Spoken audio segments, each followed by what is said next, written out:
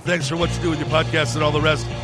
You're doing a great job. Hope everybody keeps tuning in. You get a lot of good info, a lot of insights, understandings of how to get strong, how to stay strong, how to use your strength. You do a great job, dude. You make things better than they are in real life, I think. If you don't follow Massenomics, y'all do it. Social media, website, everything. Massenomics.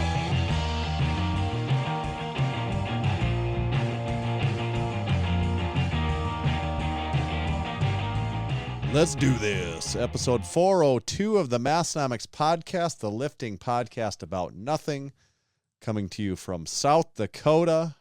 My name is Tanner. And my name is Tommy. We've got a banger of an episode this week. We're going to wrap up our Crew Falls December to Remember meetup event. We're going to recap some of the highlights there. We've got a can segment.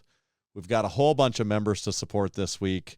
We're going to talk with the LA Rams 4th down QB here later this episode. And who knows what else we'll get into. Probably a couple wild card items. But first, I want to tell you all about one of our good friends, Big Grant, over at the Strength Co. I want to tell you about Grant and the Strength Co., but today I'll just choose to mostly make it about the Strength Co.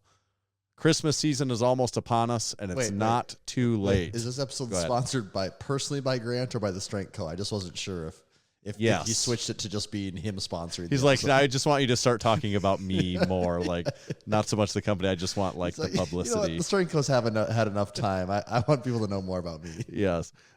Check out the Strength Co. I think you could still order and get stuff in time for Christmas. I'm going to go ahead and promise it for them. You order today, they'll get it to you by Christmas. If not, they'll do their damnedest to make sure it happens. So check out their Made in America Olympic iron plates and barbells. They're made in America, like I said. The plates are black, E-coated, machined edges. They're smooth yet easy to grip. All the things that we've come to know and love about the Strength Co. plates, you could love about them too. So check them out at thestrength.co. Get them ordered before Christmas, and they'll probably get them to you. And that's a guarantee you can count on. It's what's Tommy Boy. It's the Tommy Boy guarantee speech. What does a fancy guarantee get you? Today's episode is also brought to you by Texas Power Bars. Buddy Capps first started lifting weights in the late 60s and began powerlifting in the mid-70s. At the time, he was working for Image Barbell building gym equipment. Around 1976, a local machine shop started making Olympic bars for them, calling it the Image Bar. In 1977, Image Barbell became Champion Barbell. It was then that Buddy started looking at the bars with an intent of changing them for the better. Fast forward to today, and Buddy's passion, drive, and purpose now have an even greater mission. He's made some of the best bars known to man, including the brand spanking new 29mm Texas Power Bar. It's strong as a house with the best knurling, and it's maintenance-free. Hundreds of state, national, international, and world powerlifting records have been and continue to be set and broken on the Texas Power Bar. To learn more about Texas Power Bars and buy one of their legendary bars, visit texaspowerbars.com. Now, we do want to cover, we're both coming off of the Crew Falls weekend down in Sioux Falls, where our extravaganza. We will get into some details there, but before we even do, I just wanted to specifically shout out some of the crew that was able to make the trip and be in attendance and participate, because it wouldn't have been much fun without all of you. So thank you, Big Bryce, Big Colton, Big Alec, Big Abby, Big Nathan, Big Tron, Big Matthew, Big Paul, Big Jake, Big Grayson, Big Hannah, Big Derek, Big Mo, Big Travis, Big Stewart, Big Mason, Amix, Big Keith, Big Professor Shans was there also, both of us. I don't know. I think I got most of the people, but I could have missed someone. If so, I will amend that in a future episode. So thank you to everyone that was able to make the trip. Yes, to Crew Falls this last weekend. Yeah, thank you everyone so much. We're going to talk way more about it, but we talked on the phone. Was that yesterday, Tanner? And we both said that exceeded the highest expectations we had for this entire thing. It went so good. It did really go good, and it was a lot of fun. I think most of the people, if you talk to any of them, and some of them have been talking about it in our Discord online community too, about how much fun they had. We had Travis and Stewart had flown out from West Virginia. Big Keith had flown in from New York. And then we had a lot of people all over from all over the state of South Dakota, kind of all corners of South Dakota, Nebraska, a couple in there that drove to make the trip. And God, we had a good time. We had a really good time. We really did. It was, I mean, is that what we're doing right now? Is that are we going to just recap it? Yeah, I think we could just give a little recap, just kind of brag about how fun it was, really. Yeah. Should we start at the beginning? Actually, I got a little extra day more fun than you because, you know, being a local to Crew Falls, when Big Keith, Travis, and Stuart landed, I got to go out for lunch with them all on Friday. On Friday. So we got to have, and then also Grayson and Colton made lunch as well. So there was 6 of us, and we had a nice little time. It was my first time meeting Stu. I hadn't met Stu before. You had met him at the gym. He came down there once, but so we got just got to tell all types of stories and do catching up at lunch, and it was a lot of fun. And then I know I think the West Virginia guys said they made it an early night. Keith went out with some of the other guys. They went and got some food later on that night. I kept it chill because I knew we had a big day ahead of us the next day. And Saturday morning is when the party kicked off. And your day started with a little more adventure than most of us probably. Oh, yeah, the a little weather update. It had been so nice. It was like 50s. A day before was like highs in the 50s. And I was, to make it there on time with normal weather, I would have had to leave at 5 a.m. But going to bed, I knew it was going to be sketchier, so I had woken up at 4. By the time I was on the road, it was just about 4:30. And for the first hour and a half, it was white-knuckled ice road trucking.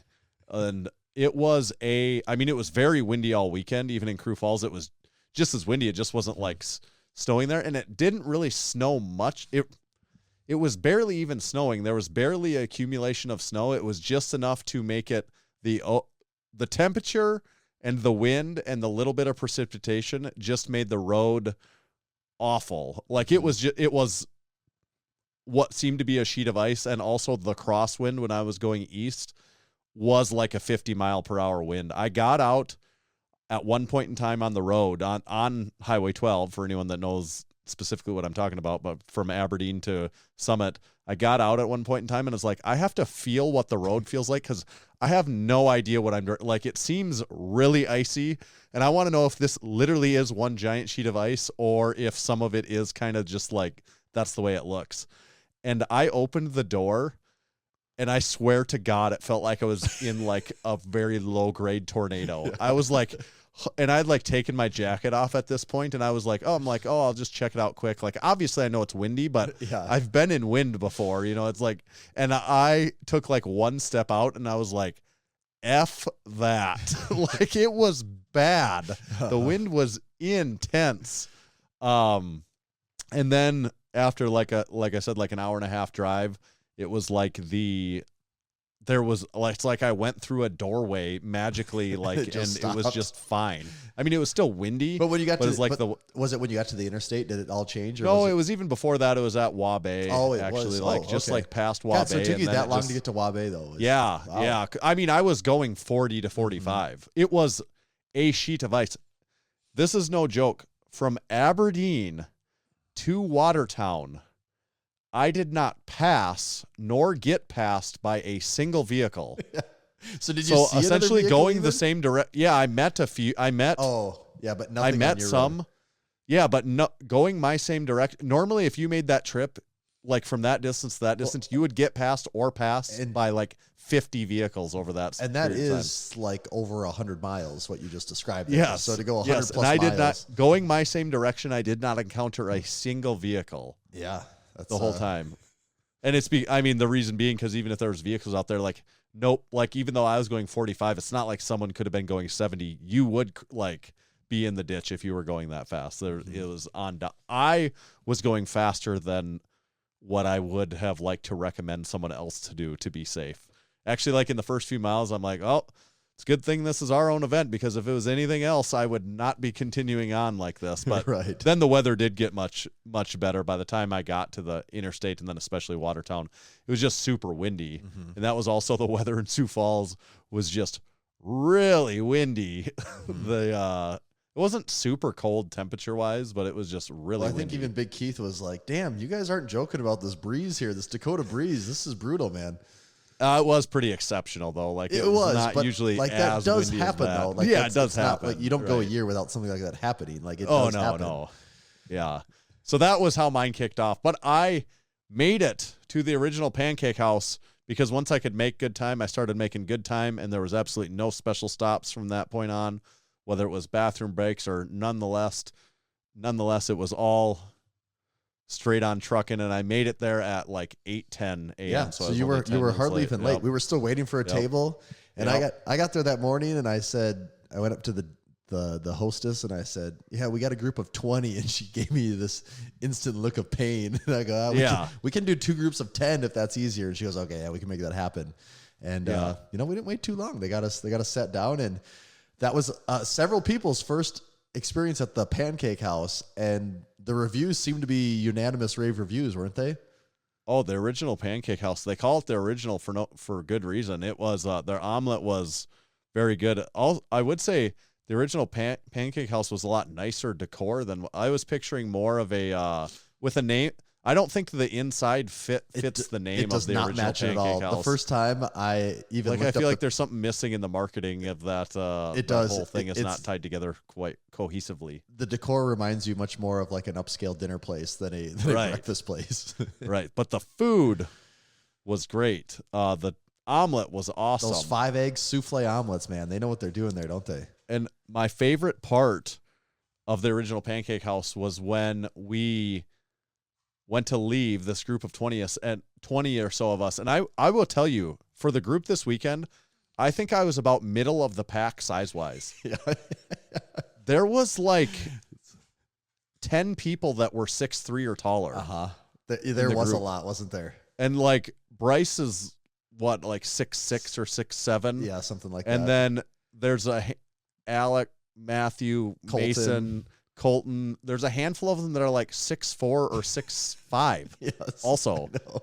and several people like well over 300 pounds too. And so when we went up, the 20 of us, we were in the very back of the original Pancake House, and we had to walk by everyone when we left, and it had gotten kind of busy at that point in time. And we walked by every single person in that building, turned like They did. turned. It's like everyone dropped what they were doing and was like, "Oh!" I had to look what was going on. Yes, and they all did that and all stared, and I could only but wonder what their I mean, I know what they're all thinking. They're all thinking, what is this group of people? Well, and we laughed. I think the conversation we had was like, everyone's looking and they're going, they're clearly too old to be on an actual sports team. Right. But why else would all of these men be together like this? What would be going on? Some of the people are like in their early 20s, and some of the people are like in their early 40s, and pretty much everything in between. But there's definitely a common thread of like everyone being bigger than normal size. Yeah. You know, like there's just a whole bunch of really big people in the group. There's definitely looking. Colton actually mentioned he had a good point. Who was it? Him that or no wait, Keith, that was Keith. He said the omelet was legit. The pancakes were decent, and I would agree. The pancakes were just decent. Like I would give the pancakes a decent grade. Like they're fine, but I wouldn't like write home about the pancakes. The omelet was like a 9 out of 10 though. The omelet was great. I would also say though at the same time, like if you said where can you get amazing pancakes, could you actually make a recommendation to somewhere? Like I've never like pancakes to me are always decent. Even when I think they're better than normal, I'm like, These ones were like really thin. They were like thin. They were very thin. See, that is my They're like preferred. the thinnest pancakes. They're borderline I've had. crepes, you could say. They're just Yeah, really thin pancakes. Say you like crepes, but it was. I mean, Ricky Bobby, you know, Ricky, they were almost like crepes. Although I like all at the same time, I don't like. Mine were a little well done, probably, but that's just like I mean, that could happen randomly anywhere. But it doesn't matter because the omelet was so good, I wouldn't give a shit. I would go because of the I would choose to go because of the omelet, and like the pancakes are kind of like, well, yeah, they're all. It's almost hard to eat the pancakes after you put that omelet down because it's so beefy. Yeah, it was good. It was delicious. But the thing I noticed most was the looks from the people when we were leaving there. That was definitely noticeable. So, and then we pretty much from there we went to Liberty Barbell Gym, right? Yes, we went. Yeah, I mean, we sat around and shot the shit for a while, I guess, and then we were kind of got moving. Yeah. So we went over to Big Jonah's Liberty Barbell, and I just right off the bat, I didn't even have my shit like in there, and guys were already on the squat rack benching With like 4 plates on it. Like, I think you and me were the last two because we were kind of talking to Jonah, getting some stuff situated, and there's guys that look like it's already in mid workout, and we're like, whoa, these guys are not wasting any time over here. They're getting right after it, and that was basically the theme the entire time we were there, is people getting after it, and there was some big lifts that went down. Yeah, there's still probably a wide variety of people doing.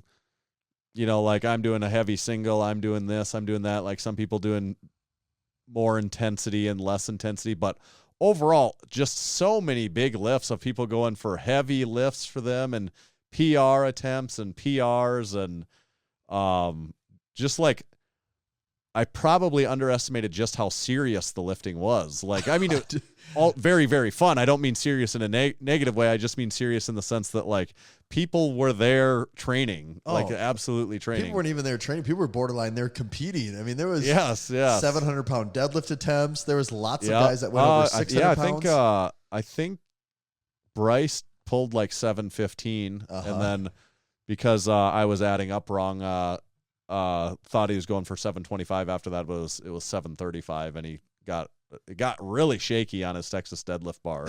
It did. So he probably had 725 in him, but it was actually 735. That worked out to my advantage because I thought I was deadlifting like 628, and it was actually 635. So at the end of the day, I'm like, oh, nice. That was just like a 7-pound better for my sets of 5. I'm like, that was like a 7-pound bonus. 630? 530. Sorry, 535. I'm like, whoa, I was way. No, still 535 is still. No, I've never done 635 for a set of 5 before. like, wait a minute. I'm not the guy in the gym making up the lift. No, I thought I was doing 528. I was actually doing 535 for my sets of 5. So that was a hit. That was a bonus. Yeah. At the end of the day, I'm like, ooh, nice. That was even better than what I thought.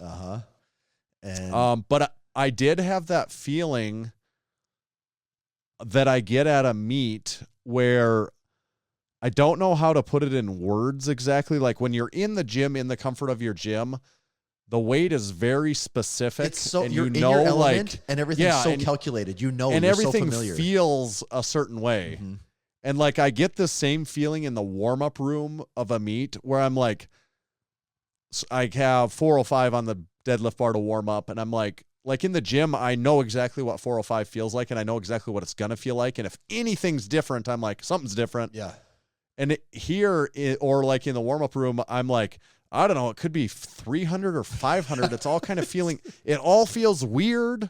And like, I'm not even saying it feels great, like, because in the warm-up room, a lot of times I'm like, I'm not saying it feels like, a lot of times it doesn't feel great. Even when I have a really good day on the platform, it just feels weird. It just feels different. It doesn't feel great, but as you go, it doesn't start to feel worse either. Right. It's just kind of like, it just is noticeably different than like just a regular training session. And that's what this training session felt like. It was just noticeably different, a very elevated state for a lot of people, I think. I totally agree. It's that feeling where the equipment's all a little different. A lot of people are using kilos, so the weight's a little different. I was benching. The benches are a little different. And just everything you do, you just can't quite tell. Like, you almost just have to take someone's word for what it is, because you're like, I don't even know what's going on right now. But, yeah, I totally agree. It had that same element or that feeling of you being out of your element and the weights, everything feeling different.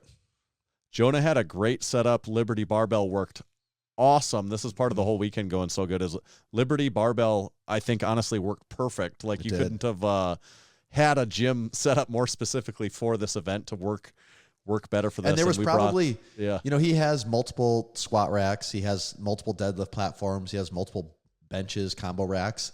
And it just like broke out that like the bench I was on, there was probably 8 of us that were all cycling through on the bench. Yep. In one of the squat racks, there was about 4 guys cycling through the squat rack. You guys on the deadlift platform, what was there about?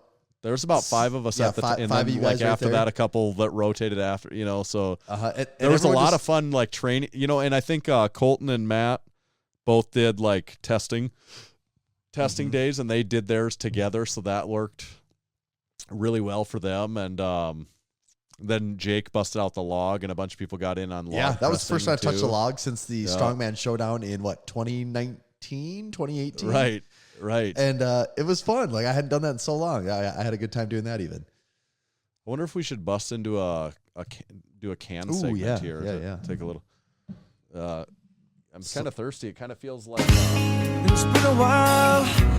it's been a little while. So Compliments of Big Jake.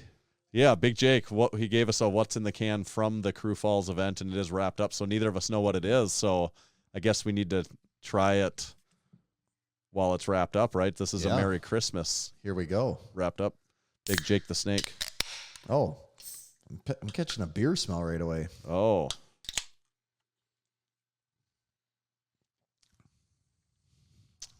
It's definitely a beer. Boy.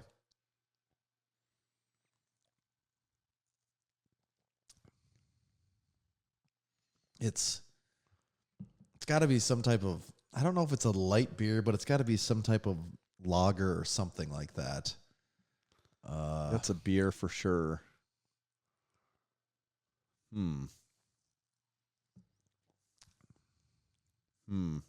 No, there's a little really extra curious. something going on there. There's some type of flavor, but I can't. I don't know figure if I like it so far. Not. Should we take a look? I honestly can't tell what it is. I Should don't we know peek? either. Yeah, I have no good guess on this. Oh, there it is. Oh yeah. I knew there was a little Aye. something. So it is the local Sioux Falls Brewery, Fernson Brewing Co. It is the Ears Up Premium Beer, which is the SDSU, South Dakota State University Jackrabbits beverage. Not South Dakota's premier business school. Not one of the top business schools, but one of the top schools nonetheless. Yeah. So Ears Up, there it is. And that they celebrated the big win this weekend. they're gonna big be playoff win. They're probably going to go back to back. Natty champs. The way it's looking, they're making all the cards fall right. What do you think of the beer then? What do you rate the beer? To be honest, I'm kind of still not really in the beer mode after this past weekend. Right. I know that's kind of my hurdle. This is kind of a 3.5 beer to me. It's fine. I mean, I could drink a bunch of these, or I could pick something else too. It's fine. I'm just trying to decide how low to rate it since it's the Jackrabbits. And, Yeah, it kind of goes against your everything. To be fair, I would if that was not if that wasn't a factor, I'd give it a 3. So I'll give it a 3. Okay. I'll give it a 3. Not bad. Not my favorite brewski, but not bad. Okay. Yeah, we were at the gym. Everyone had lots of big lifts. There were several guys.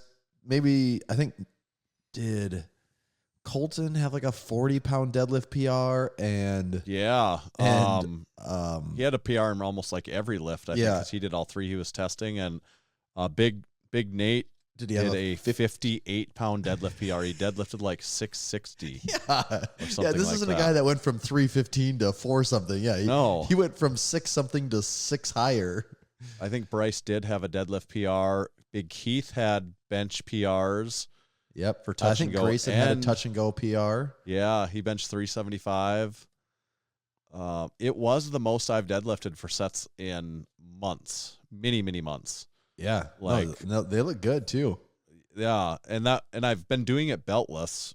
Yeah, I didn't even think about that. It doesn't really, like I say that, but it's not like it's like, oh yeah, throw on a belt, I'd have like 40 more pounds. No, if I throw on a belt, I'll be like, oh, this feels weird for a while, and it's going to take me a while to get anything out of it, because I can deadlift all right without a belt. I do think in the long run, I can deadlift a little more with a belt. Yeah, which makes sense. But it's not magic. Yeah. It's not like, ooh, yeah. Like in squat, it kind of is. Like if I did a top set of 5 in squat without a belt and then put it on, it's going to be higher. Yeah.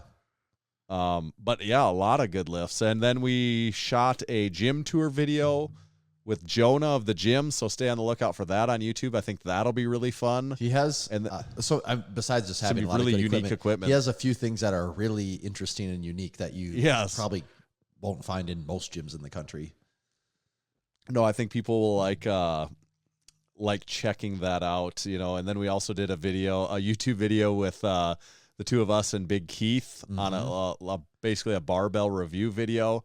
That one should be pretty fun. That will be coming out on YouTube soon too. I'm excited to actually do the edit and watch that one because I remember at the time thinking, while I'm filming this, I feel very entertained at the moment. I'm really learning something here. These guys have bringing up some good points, so it will be interesting to see if I still feel that. I think I will still feel that way, but I hope I do when I go back and watch it. So it was kind of an unpaid, underrated / Massenomics mashup video, a collab, and then also it'll just the vlog video, the vlog of the whole weekend. That'll be coming out eventually too, of the partying and the lifting, and so then we kind of finish up the lifting, right? And and we're not totally sure what order those videos will come out in. We're still that's still up in the air. So I guess it'll probably be the next 3 weeks. So it's just what. Yep. And so we got done with the lifting finally, and then we made our way to Costco and we stormed the food court. Yeah, it was actually it was really funny. I got to tell you this. The next day, my cousin who lives in Watertown called me and he goes, "I got a question for you." I go, "Yeah." He goes, "Were you at Costco yesterday?" I said, "Yes, I was actually." And he said, "Well, I have a coworker, and he said he thought he saw a bunch of Massenomics guys, and he thought he saw you, but he doesn't really know you, so he didn't know if it was you for sure or not." But I said, "Yep, that was us. We all stormed the food court." So word was getting out that we were there, but. All 20 of us, amazingly, the food court had seating for all of us. We all got to sit by each other. And Tanner, you went up and put in the order for 20 of them. And 20 chicken bakes, yeah, 20 chicken bakes. And they got to work on it. We didn't hear we thought we would hear screaming from the kitchen or something, but they got to work on them. They all came out. I was curious how they were going to hand them to us because normally you just get it in a little paper sleeve. Yeah. And they just loaded them up in pizza boxes. It took 3 full pizza boxes, and they were hefty. They gave you the warning. Yes, and passed them all out, ate them up. Costco was just insanely packed in there. That was one Big of my. Tron said, "Wow, this place is really busy for a chicken bake restaurant." Exactly. Yeah, that was one of my favorite parts of it. Was you actually getting to take in the insaneness of Costco on a Saturday afternoon? Wow. You were like, "Oh, and I did have my first chicken bake." And you got, so you got to have your first chicken bake. Second time buyer. Actually, at this point, you've bought 21 chicken bakes and you've been able to consume one of them. So. That's probably a ratio most people don't get to have when it comes to that. Yes. But yeah, you got to take in just the craziness of everything going on. And then I also like that there was a fair number of people that were also, before their chicken bakes arrived, were either eating pizza or ice cream as the appetizer before the chicken I did have bake. a slice of cheese pizza afterward too, just to experience it. And it seemed, after eating the chicken bake also, the pizza seemed really doughy. Like when I got to the crust of it, I'm like, I can't chew this. My jaw's tired of chewing, was my take on the pizza. But I was also just kind of full. Yeah. Tanner, and then our guest has arrived, so I don't know how we want to. Let's just, let's call intermission on that recap, and we'll just, we'll get our guest on and then continue that after, right? Yeah. Should I start booting booting people? Are you going to read an ad? Yeah, I'll read one ad while you boot people off, and then we'll get Big Ethan on. Okay. All right. This week's episode is also brought to you by our good friends over at Build Fast Formula. Big Nathan and Big Abby, the owners of the company, they were there this weekend. We all got to, a bunch of us sampled Drink Hack for the first time. We took their Drink Hack supplement before we started drinking for the evening, and I don't know what, I guess I haven't gotten a recap of results from everyone, but we're also taking full blitz before the workout. So there was a lot of full blitz going on too. We pushed everything to the limit. So I don't know if that was Yes. I don't know if that's what it's designed to really help at that point. Absolute stress test. Oh, you've been up for 20 hours, haven't been sleeping, and now you drink 13 beers. Here's a pill. I don't think there's a pill to help that. But check out Vaso Blitz, Full Blitz, Drink Hack, their full line of supplements, 80/20 protein. Check it all out at buildfastformula.com. You can use discount code Massenomics. That'll get you 10% off. It used to be for your first time purchase. Now I think it's just every time you can you can use discount code Massenomics and save yourself 10%. And then you can also sign up for a subscription through them to get you an additional 10% off. Stack it on with our 10%. It gets you 20% off. Buildfastformula.com. Thank you. All right. Should I let him in? Let's let him in. How we doing? There he is. Big Ethan. How we doing? Good. How's it going? I'm doing pretty well. It's off day today, so it was a nice day to relax and just kick back. Yeah. All right. Well, we're excited to get you on the podcast. We're gonna, if you're ready to go, it sounds good. We can see you over there. We'll just jump right into it. Yeah, for sure. All right. We've got Big Ethan Evans, best known as the fourth down QB for the LA Rams, right? Yes, sir. I do like that.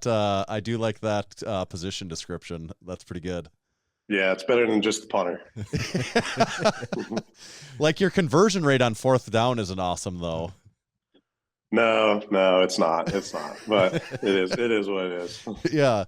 So you are the punter for the Rams this year. Are you? Were you drafted this year in this Yes, is your sir. rookie season? Yes, sir. Yeah. And where did you go to college? Remind us again. We were talking about it in North Carolina. Is it Wingate? Yeah, Wingate University. It's a little Division II school. Okay, Division II. So we're actually drinking SDSU Jackrabbits beer. Oh, there you go. Yeah. We're South Dakota guys here, but I guess that's not Division II. Our hometown team is the Northern State Wolves. They would be in actually Division II. What is like the Jackrabbits? What's that called? Is that bowl subdivision or is that called something different now? Yeah. FCS. FCS, yeah. Okay. So you were drafted though this year, right? Yes, sir. Okay. So going into the draft, were you expecting to be drafted, or was it like up in the air? What were you thinking was going to play out? I knew I had the abilities to get drafted, but I mean, going to such a small school, I kind of knew there was a chance I wouldn't. But I had Chase Blackburn, my coach for the special teams coach for the Rams. He came and took me out to dinner on pro day, night before pro day, and kind of like ran me through the situation at LA. So I knew like if I didn't get drafted, but I had an undrafted free agent opportunity to the Rams, so I was more than likely going to be the starter. And it just so happened that they wanted to draft me. So kind of knew I had the ability to, but I did not expect to get drafted. No, I did not. So did you call ESPN ahead of time and said, did you guys want to send a camera crew to my house in case I get drafted? You know, they do the whole thing where they can watch you. No, I just had some family and friends there and they recorded it. So yeah, that's cool. Yeah. You know, you say because you went to a smaller school, but it's interesting. Like the position of punter seems different. Maybe that like the size of the school matters more if you're a quarterback or whatever else position, but position of punter, I mean, really like what, I mean, it comes down to your stats, right? Like what, does I mean, if you're punting the distance you're punting it, or, you know, your number of punts and distance and whatever your measurables are as a punter, like it's kind of the same across the board, right? Regardless of your division, or is that the wrong way to look at it? Yeah. No, that's the right way to look at it, because no matter where you are, a 50-yard punt's a 50-yard punt. Right. The only thing they worried about was, you know, my stadium at my school held 1,500 people, and then SoFi holds 73,000. So it's kind of a big difference. So it was just pressure wise, you know, it was kind of like up in the air if I would be able to perform under that type of pressure. And I told them I was ready, and they took a chance, and here we are. That's awesome. Yeah. Awesome. And what led you to us, you probably know, you went viral here like a week or two ago, squatting 6 plates for a double, 585 for a double. And on our podcast, we've got a lot of lifters on every week. You know, I've had a whole bunch of power lifters, strongmen, bodybuilders, that sort of thing. And was it, I think ESPN or Sports Center or someone shared that video. And like within the powerlifting community, especially, everyone was talking about that. Like everyone's like, oh, did you see the punter for the Rams that was squatting 6 plates for a double? So that's how we got it on our radar. You know, being a punter in the NFL is cool, but squatting 6 plates for a double and making it look easy, now that's really cool. Yeah, I've always been a huge fan of lifting heavy ever since I was a little kid. I mean, my dad's a big lifter, so that's how I got into it. Yeah, that was one of our questions. So is that just, I mean, that's how you got into it. Your dad is into it, so you got into it. Is your dad like, your dad squat benches and deadlifts, like he's into actual big lifting also, I assume then? Because the reason I ask, like what you do is not normal. Like if you look at your Instagram page, you don't see. It looks like a powerlifter's Instagram. Yeah, page. you look like a power. It looks like a and powerlifter's there's some football Instagram stuff page. sprinkled in lately. Right, right. But you are squatting, benching, and deadlifting heavy. Like you're training the big compound lifts, and you're moving big weights doing it. Yeah. So yeah, my dad's a big lifter. I mean, now he's a little older, so he's kind of backed down from the heavy lifting. But I mean, back in the day, dude, like my dad's bench was just absolutely insane. I remember when I was 13 and I would watch him bench, I was just like, holy shit, that's really cool. I want to do that. Unfortunately for me, I have orangutan arms, so my bench is kind of lacking compared to my squat and deadlift. But when I first started playing football, I wasn't a punter at first. I was a safety. I kind of told my dad, I was like, hey, Dad, like, I want to be big and strong. And he's like, are you sure? I was like, yeah. And he was like, well, I'm not going to take it easy on you. And I was like, oh, okay, whatever. I was like, he ain't going to do that. He ain't going to push me that hard. Dude, we had this just crappy gym set up in my grandparents' basement. And that man absolutely tortured me in there.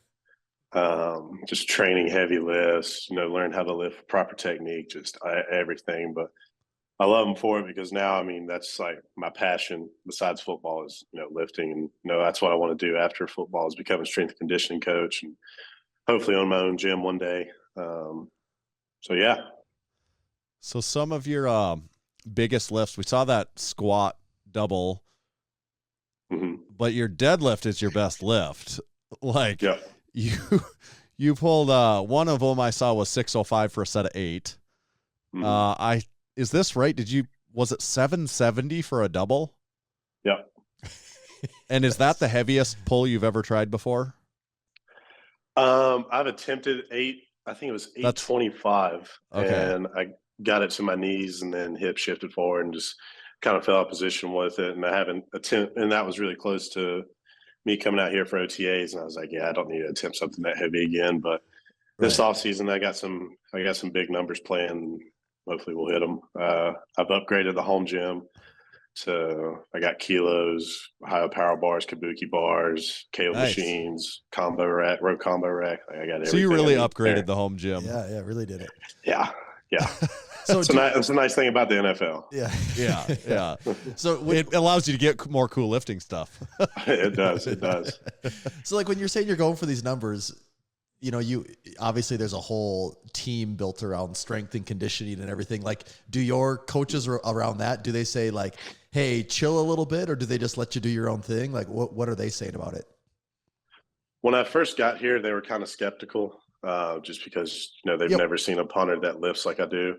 Did they was there the first conversation where they I don't know if they sit you down, they ask like what your background in strength training is, was there ever a time when you told them some of your numbers and they were like, thought you were mistaken, or there was some confusion there?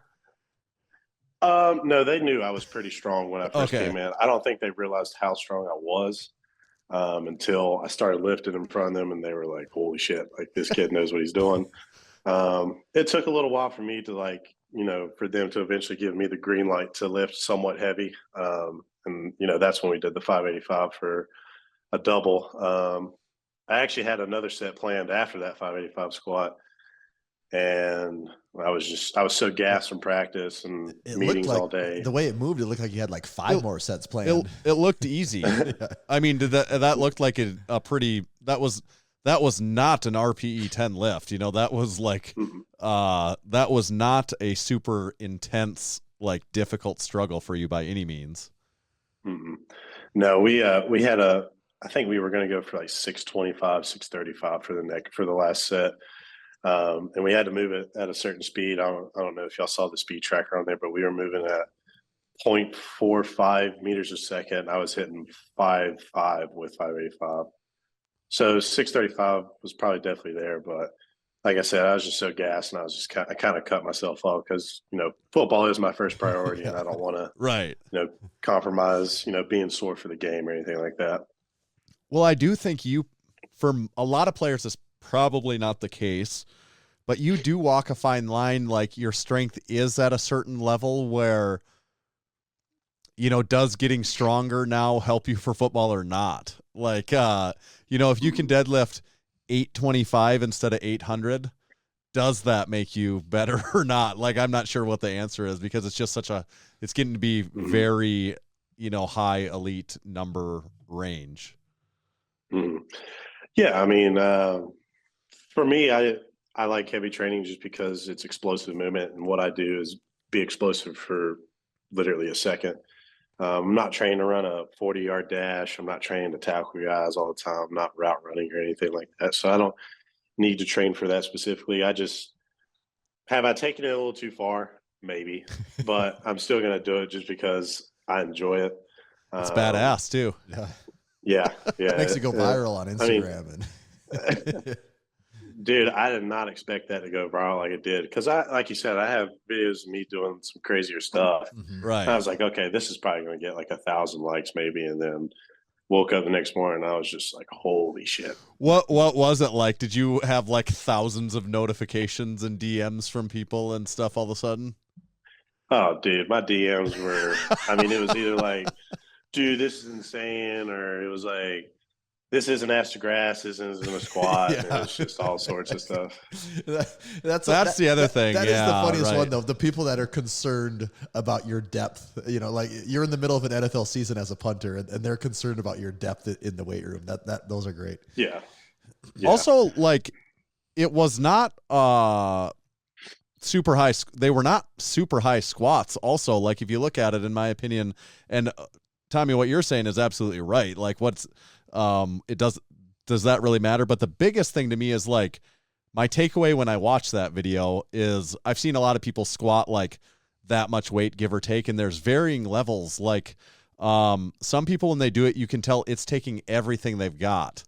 Like, you did that set, and regardless of if your depth was 1 inch deeper or 1 inch higher or wherever it was, you can just tell by the way someone moves the weight that they're strong or not. And like the way you move that, you can just watch it and be like, okay, yeah, this dude is obviously very strong the way he's moving it. Like, regardless of the depth, if it would have been this much deeper, like, I don't think that matters that much.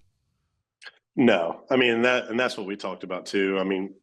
My strength coach at LA, he was like, we don't really care about, trying to touch your ass to the floor. We're trained to be explosive. We're doing speed squats. Depth right now is not really our main priority.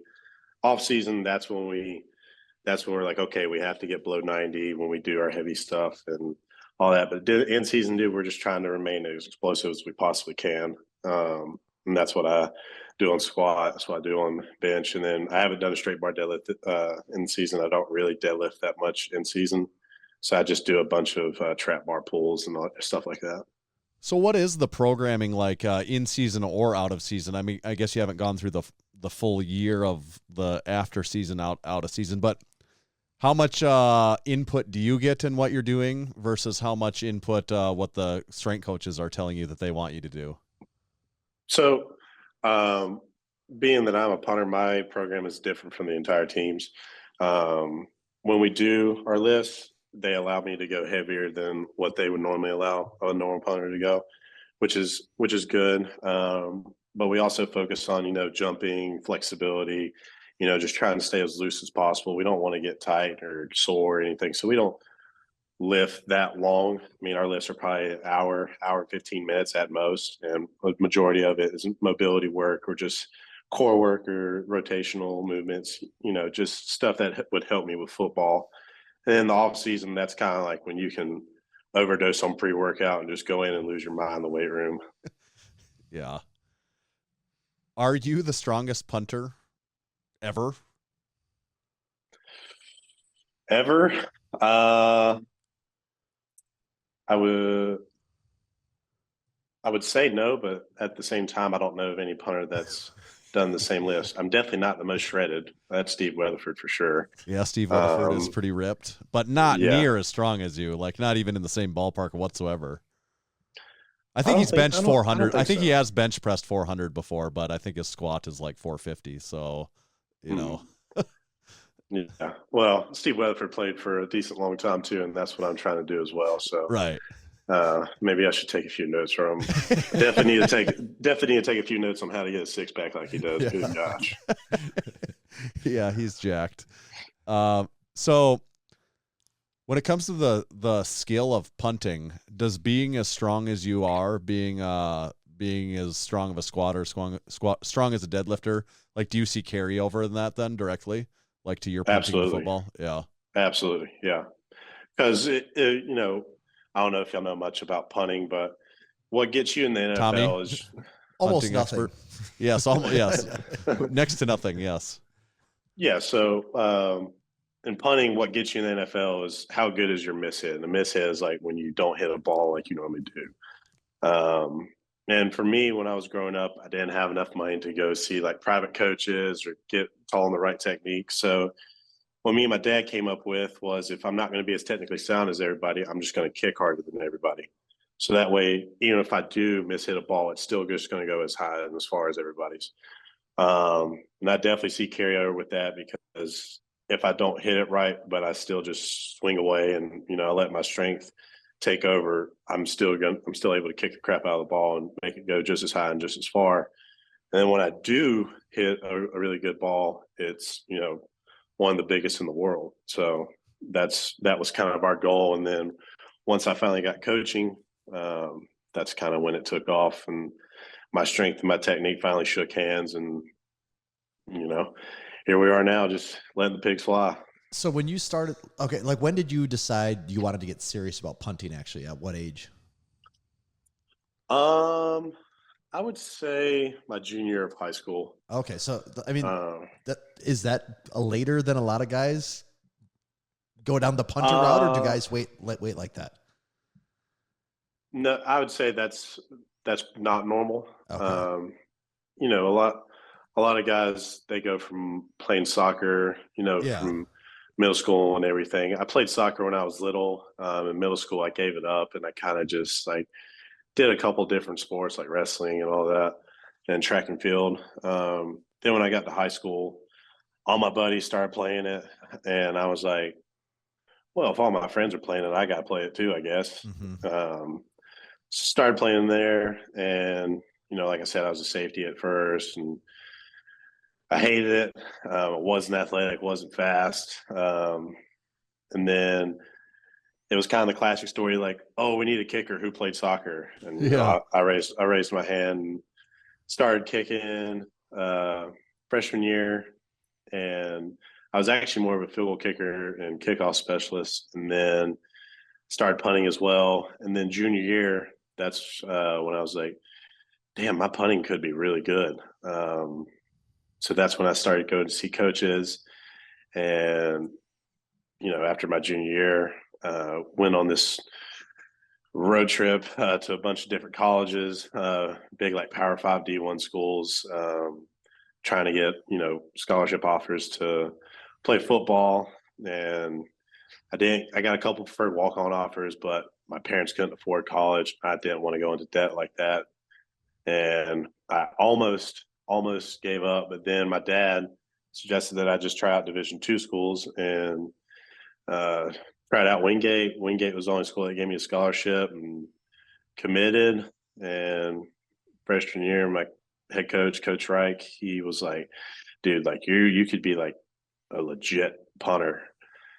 So after my freshman year, I started taking it like super serious. Like all my like free time started to revolve around the gym and punting and kicking and just being a better football player. And I just kept getting better and better each year. And here we are now. So how much of, with a punter though, you know, through this learning process, how much of it is technique refinement versus, like for you in the case, like just strength? Like what do you feel like took you farther? I would say technique, but strength is really, really close. Because I was already a decent punter without having the correct technique, just because of my strength. But I mean, technique is everything when it comes to punting, especially with your drop, your steps, your swing path. Like a lot of people don't know just how technical punting is. Like in order to make the ball spiral off your foot and go as high and as far as you want, make it do different spins. just everything about it. Like it's so just technically sound that technique will carry you a lot farther than strength will. But strength is also very important. Right. Okay. So then when you're practicing punting, are you like a pitcher? Is there a certain number of punts you have in you for the day, or could you just hit unlimited? Oh, there's a few. Like I can only do probably 30 full punts, and then I'm like, okay, that's enough. Because every time I punt the ball, my leg hyperextends. Oh. So mobility and your tendons, they become tired and tight, and you can only do so much. I know guys that have just gone out and punted for hours and hours and hours, and they can do it. I'm not one of those guys. I go out, hit my set, do what I need to do, directional wise, short punt wise, everything. And I'm like, okay, that's good. Because you're not going to hit 60 balls in a game. Like the most you'll get in a game is probably like, I think the most I've had in a game so far this year is like 6, 7, something like that. Mm-hmm. So if you can make 30 balls good instead of going out and just swinging away for 100 and hitting a lot, but hitting a few good ones, like it's not going to really help you out that much. Going out and just hitting good, clean balls for 45 minutes, that's about all you need to do. And what are you, 6'3", 2? I don't know what's your size? 6'4.5", 245 pounds. Is that big for a punter? How tall are punters usually? There's actually a few tall punters in the league now. Tommy Townsend, he's decently tall. Jordan Stout, he's about as tall as me. Bradley Pinion for the Falcons, I think he's actually taller than me. Now, like weight wise, yeah, I'm a little big for a punter. Okay, but that doesn't seem like a disadvantage. Like it feels like that power behind, like that could be your advantage at sometimes. Not that I know shit about punting, but that's just my what I think about. The other thing I wanted to know, what I could look up a picture, but what's your face mask look like that you wear? Oh, it's a kicker face mask now. It's not the single bar.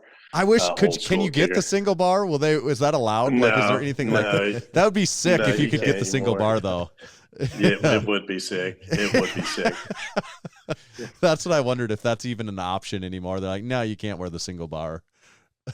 No, not at all. Can't get your eyes gouged out. Yeah, it's probably as minimal as you can get away with, I suppose. But yeah, okay. Kind of a shame on the single bar though. A pretty sweet look. Yeah, it would be. It would be. Yes. Just one other thing on your lifts. We kind of talked about your deadlift and your squat. And you said your long wingspan, not as good at benching, but I still saw you benching like over 3 plates or something in one video, I think too, right? Yeah. So I've done 395. Oh, yeah. So you could be hitting 400 probably in no time if it was a priority for you. Yeah. So this off season, I want to hit 425. That's like my goal on punt. Yeah. Or on bench. Yeah. Yeah. So you'd be powerlifting totaling like over 1,800 here. It looks, like, I don't even, would you, I mean, obviously you're punting in the NFL. You don't care about this, but could you ever see a scenario in your life where you would do like a powerlifting meet?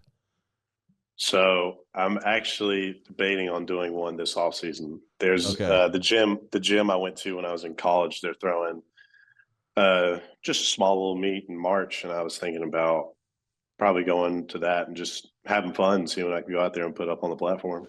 Yeah, that'd be really cool. I would like to see that. That would be cool. Would you have to get it green lighted by the Rams first? Probably, but I don't see why they wouldn't. Right. Why they would say no. Right. Because it is off season. I mean, it's kind of like it's your time to do what you want, and it's on you if you get hurt. So yeah. It's your future. Yeah, it's like you said, it is important for you. You talked about your influence from your dad as a lifter and everything. Is there any power lifters that you follow, like on Instagram, YouTube, or anything, or not just power lifters, any lifters of any kind that you kind of follow or have enjoyed following through your course of lifting and getting stronger? Yeah, so I mean, Ed Cohn's number one for me. I mean, He's the GOAT. But Yeah, John he's Hack, the GOAT. John Yeah. Hack is also.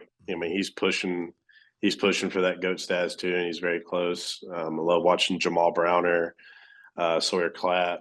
Who else do I watch? Dawson Wyndham or Wyndham. Yeah. I can't We've met pronounce him his name. before. Yeah, we met him in Kansas Yeah. City that year, Tommy.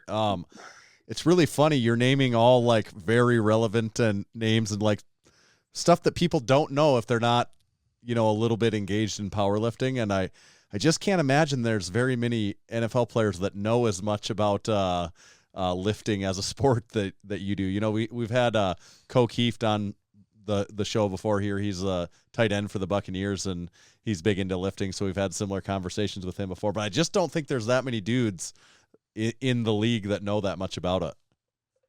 No, not at all. Not at all. Yeah, that's cool. Okay, I got to ask you about something important here. Your right. your Madden rating. Do you know what it is? I do not. It's a 72. Right. You're a 72 in Madden. Not that I haven't had Madden for many years, but I had to look this up out of curiosity.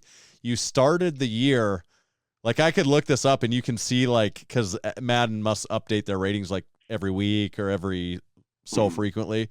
You started the year as a 68 overall. You're now up to a 72 overall in Madden. So what do you think of that rating?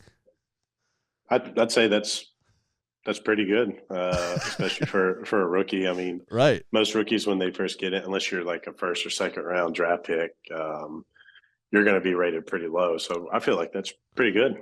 Okay, I'm not but upset with it at all. Here's what I have, and that 72 could be fine, but here's what I have issue with. Do you know what your strength is rated at in Madden? It's probably like a 50. 55. Yeah. That's insane, isn't it? Yeah, now that I don't agree with. That is ridiculous. Like that needs to jump up like I don't know what. I think Tommy, what would you put it? Is incorrect. That's, if you're waiting, it's got to be at least a 90. It should be 100. Yeah. Maybe they'll fix it here soon, but I don't play Madden at all. So I mean, they can do what they want, but just know that the 55 strength is pretty far off. Yeah, that one's horse shit. Yeah, that doesn't make sense. I'm like 55, but I do think there is like a whole bunch of people that work there that are like in charge of ratings and stuff like that, and they're doing research on stuff. So I wouldn't be surprised. I'd be really interested to see after your lifting videos like going viral and that sort of thing, if that changed at some point in time, that they're like, oh, we need to adjust something here.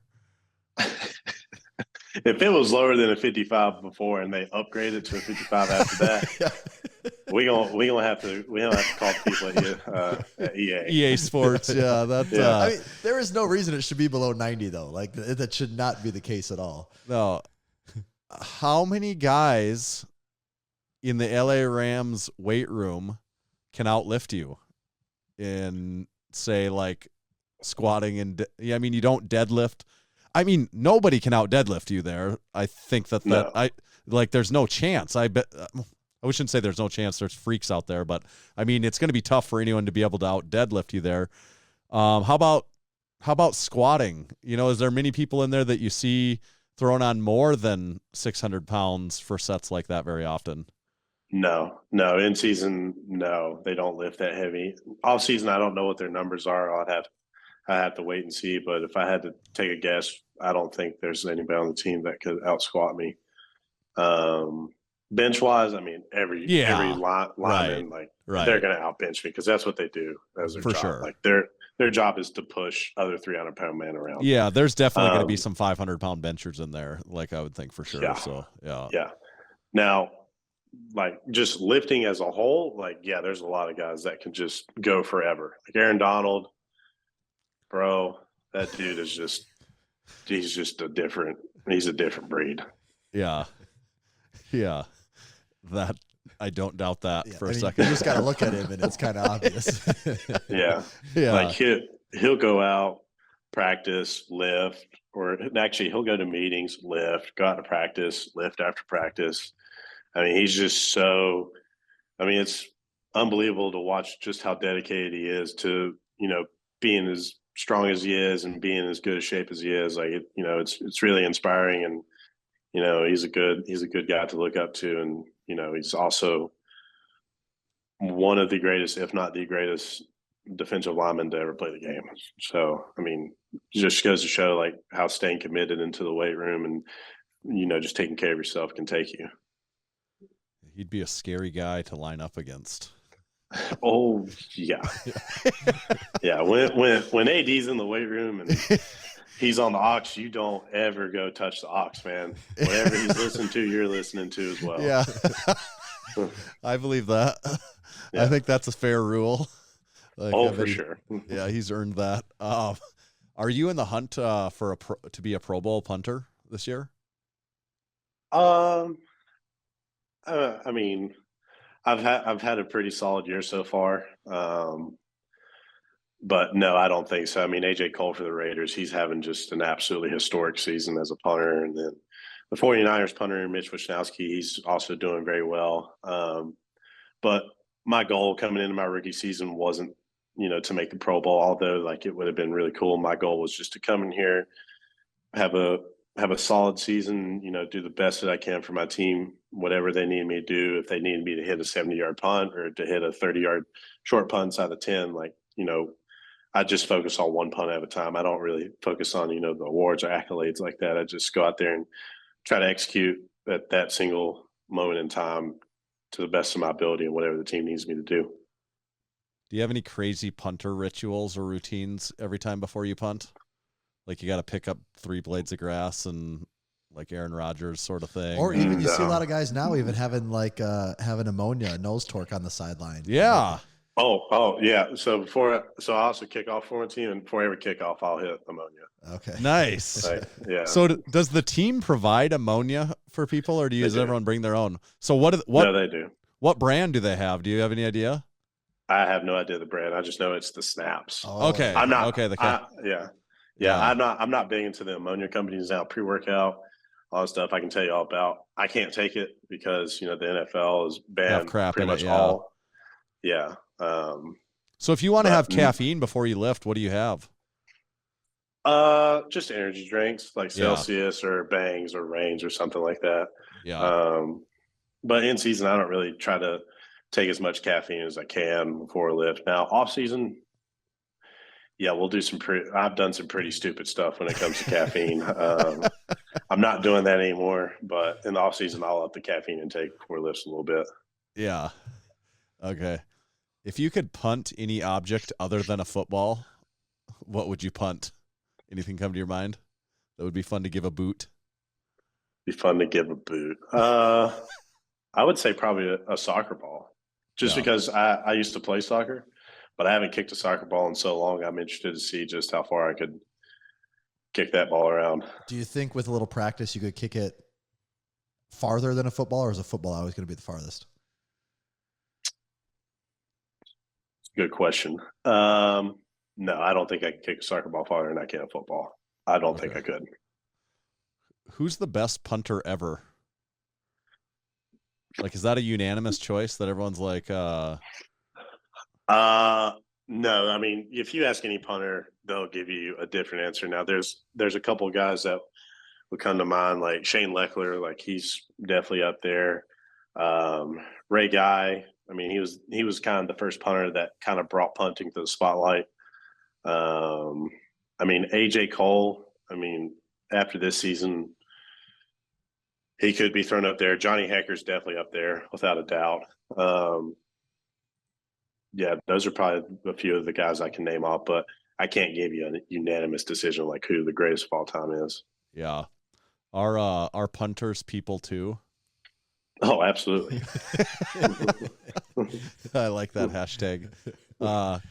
Are you as good of a holder as you are a punter? Are you also the holder? Yeah, I am. So I didn't hold in college, and that was also another big thing as to why I thought I didn't get drafted was, I never held. And holding, for those that don't know, holding is extremely hard because you have to hit a certain spot, like wherever the kicker wants you to put the ball, you put the ball, whatever lean he wants, you lean it that way wherever he wants the laces pointed. Like some guys like it straight downfield, some guys like it pointed down the middle of the uprights. Like it's just so technically sound. It happens so fast. Like a field goal operation from snap to kick, it happens in like 1.3, 1.2 seconds. So like you have to do all that in that short amount of time. When I first got here, dude, I was on my knees holding for like 500 snaps a day, like every day. It was just my knees felt terrible. But now I would say I'm a pretty decent holder. No, it's not as good as my punting, but hopefully it gets to that point. Would you have more nerves to go out and big important punt on the line, or to go hold for a big field goal end of the game? To be honest with you, when I'm in a game, I kind of just black out. Like I don't feel like any emotion at all. Like I just go like stone cold, and just everything just goes quiet, and just kind of just let my muscle memory take over. Now, when I first started in college, dude, I would be shaking, throwing up. I mean, just nervous shits for the games. Like I was just a wreck. But now it's just like, all right, it's another day in the office. Go out and have fun and just let it fly. Yeah, good stuff. Tommy, what do you think about overrated, underrated? Should we jump into that? Yeah, let's do it. All right. We've got this little game we play with every guest. It's called Overrated, Underrated. It's pretty simple. We've got a special hand-picked set of topics just for you, and it's just your job to decide if each one is overrated or underrated. You can elaborate on each one as much or as little as you want, but you can't ride the line. That's the most important part. You have to decide if each one is overrated or underrated. So first one, overrated or underrated, Berserker. Berserker. I think what is that? Which one is that? I think you had a shirt on. Berserk. Berserk, the manga. Yeah. You tell us. We're a little bit ignorant, so we're leaning on you a little bit, but it's underrated for sure. I mean, it's one of the best I've ever read, and I don't see a lot of people talking about it now. Now you can find people that like know their shit about it, but whenever I wear a shirt, like unless somebody like really knows about it, they're like, "What's that?" And it's just like, dude. But so yeah, it's definitely underrated. Is it just a manga, or was there like an actual animated series of any kind with it? So they tried to make an animated series about it, and it was when 3D animation like first came out, and the animation was just absolutely atrocious. But they also made movies, and the movies are really good. Now, just fair warning, if y'all don't know anything about it, it's one of the most messed up, like just it's pretty messed up. It's pretty graphic. Okay. So would you recommend? But you'd recommend the manga over the series? Oh, for sure. Yeah. Okay. Good to know. All right. Overrated or underrated, Pat McAfee. Pat McAfee. Yeah, McAfee. Sorry, yeah, McAfee. I would say he's underrated. Now I know he's very popular now with the Pat McAfee show and everything, and that's kind of like what people know him for. But a lot of people don't know like just how good of a punter he was, like when he was playing. Like that guy was just like he's so fun to watch. Like his highlights are just unbelievable. I mean, he goes out there and he just acts like a little kid. Like after a big punt, he'll do a golf swing or he'll do the McGregor walk. Like not a lot of people know. Like, yeah, that's right. That he was just a dude when it came to playing football, and he's funny as shit. So yeah, he's killing it. Are you going to take any inspiration and get like some fun celebration dances going later in the season here? So actually in college I had a bunch of celebrations. Now I can't dance for shit, and I tried it in a game one time, and my teammates were like, "Hey, bro, like we don't need do to that do something again." else." Yeah, like, don't do that again. So I mean, I've done the Superman celebration, I've done the golf swing, I've done all that, but now I just get like so like hyped up after a punt that most of the time I just go down there and scream my head off and just tell my teammates like good coverage and just headbutt them and all sorts of shit. After a punt, as the punter, is there any expectation for you to cover the play. Yeah. You know, what is the coaching on? Are you the safety in that scenario then, or Yeah. like what is the? Yeah, pretty much. So my coach, he's like, as soon as you punt it, just sprint down the field as fast as you can, and just try to, just cover any like lanes that he could possibly run down. So yeah. You need to get that big hit on the highlight reel, and then you'll have that to go with the SWAT video. Yeah, for sure. Okay, overrated or underrated sumo deadlifts? Oh my God.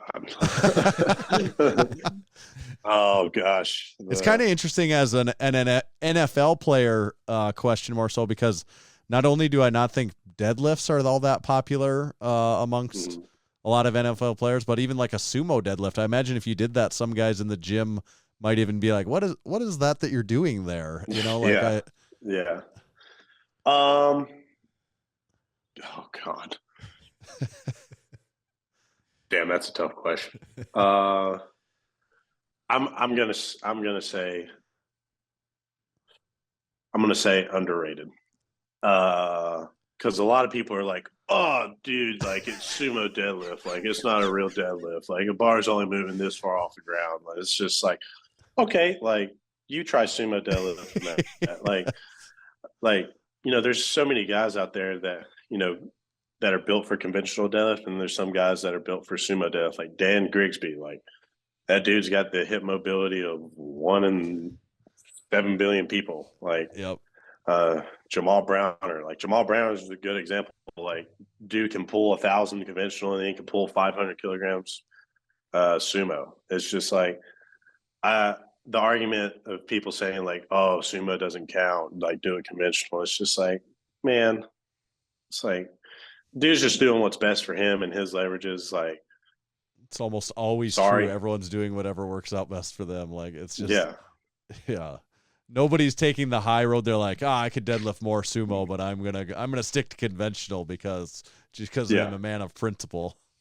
Yeah. Now I will say this: you see somebody conventional deadlift and they're just grinding out a rep, like that's the best thing to watch. It's just somebody just pulling and for like 8-10 seconds, like just grinding nosebleeds, like everything. Like that's the best to watch. When you see somebody sumo deadlift, like they'll start pulling, and if their hip shifts, they immediately drop it. Like I haven't really seen that many sumo deadlift grinds, but conventional deadlift grinds are really fun to watch. Yeah, I can get down with that. Okay. Last one. This one's kind of worth all the marbles. Overrated or underrated? Let me make sure I got the right one. Oh, yeah. Overrated or underrated? The drop kick. Oh.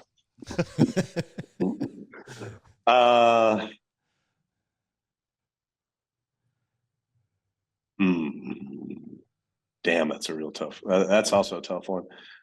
I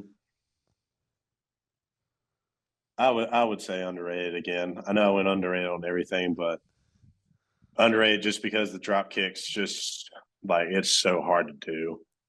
I can do it to a certain extent, but these Australian guys that come over and punt, like those guys can do some just magical stuff with the ball. I would never say a drop kick's overrated. I'll always say it's underrated because there's always like somebody will always come out and be able to do another trick with a drop kick. So I'd say underrated. Do you know when the last time somebody did a drop kick in a game was? Like how, that doesn't come up, does it?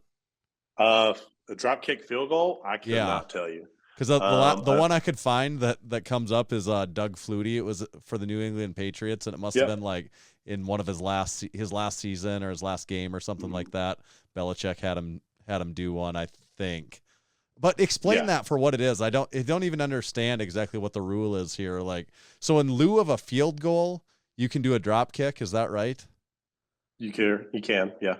Yeah, or like for an extra point, you can do it as a drop kick instead of kicking an extra point? Yep. Like, so that's within the rules, but nobody does it. No, because it's that hard to do, and especially doing it in front of 70,000 people. Like, the margin for error is so small with that. But you bounce it off the ground and then kick it right on the rebound up. Yep. That is so much harder. If anyone's ever handled a football on any level and like the way it bounces on the ground, like to be able to consistently bounce that ball like the same way is crazy. Yeah. Yeah. Okay. So do you think you could ever let them talk them into letting you do a drop kick in the game just for the hell of it? Oh, no, absolutely not. I mean, it'd be pretty baller if you went out there and nailed one. Yeah. Was your battery running dead or something? No, my Bluetooth speaker right here is just talking all sorts of stuff. Okay. Yeah. So we'll be keeping our fingers crossed for that drop kick someday, though. Maybe one day, but I don't see it happening. Like, let the kicker go out there and do his job and make the kick. Yeah, that's fair. Does the punter and the kicker have a special bond? Like, are you guys doing the same? Are you guys in the same place a lot of time, or is it not like that? Yeah. So my roommate upstairs right now is actually my field goal kicker. Oh, Okay. Yeah. So Yeah. I mean, we're pretty close. I mean, we spend the whole day together in meetings, and then we live together, practice. I mean, we're just like, we have to be like best friends just because we both rely on each other to do our jobs to a highest level. Like, whenever he messes up, I give him advice, and whenever I mess up, he gives me advice. So it's just, it's a special bond. It's kind of like a frat. So, there's only 32 of us in the league, so we're all pretty close. Do you give him any lifting advice? No, he's not a big lifter. He goes out there and just makes his kicks. And Yeah. that's all there is to it. Maybe you could get him kicking 60-yard field goals though if you got him squatting 6 plates. Oh, dude, no. He's hit an 80-yard field goal before. So he doesn't need to lift anymore. He's He's good. Okay. Awesome. Yeah. Well, looks like you passed overrated, underrated, so congratulations. Thank you. It's a big feather in your cap. Those are some tough questions there. Yeah, it's like those like just standard NFL questions, right? Yeah, it's like Yeah.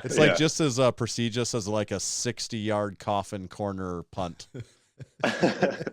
Yeah, just as much. Yeah. That's probably more. Yeah. Awesome. Well, we really appreciate having you on. This is a lot of fun. I really enjoy. I'll be paying more attention to the Rams now, especially hearing how much you are actually into lifting in the community makes it even more exciting and more fun too. So that's really cool. I think a lot of people will be excited to listen to this and check it out. Yes, sir. Absolutely. Thank y'all for having me on. Absolutely. Well, we appreciate it. We'll be cheering for you. Go Rams. Absolutely. Right. Awesome. Thanks, man. Ethan. All right.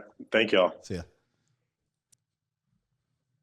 Cool beans. Cool beans. Those are beans fresh from LA.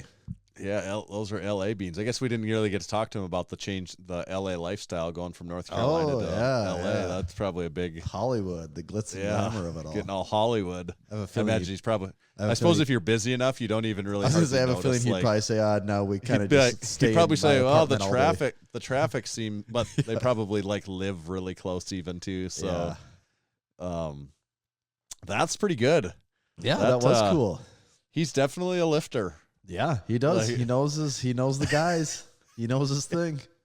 Yeah, I like that. That's good stuff. All right. Well, are we going to continue our Crew Falls rundown, or do you need to hit us with I a should little hit us with an ad ad, quick, yeah. and then maybe we get down and back into a couple things and. Yep.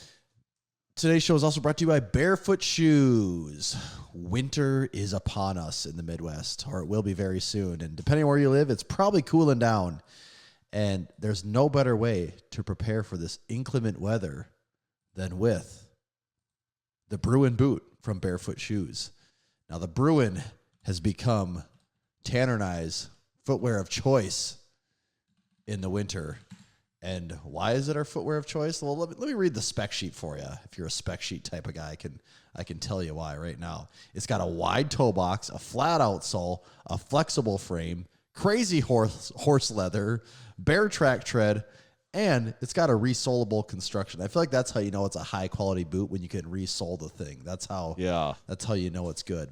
The Bruin is their rugged heritage style boot that's designed to improve foot strength and movement quality, even in the most demanding conditions. That's right, even in western northeast South Dakota winters.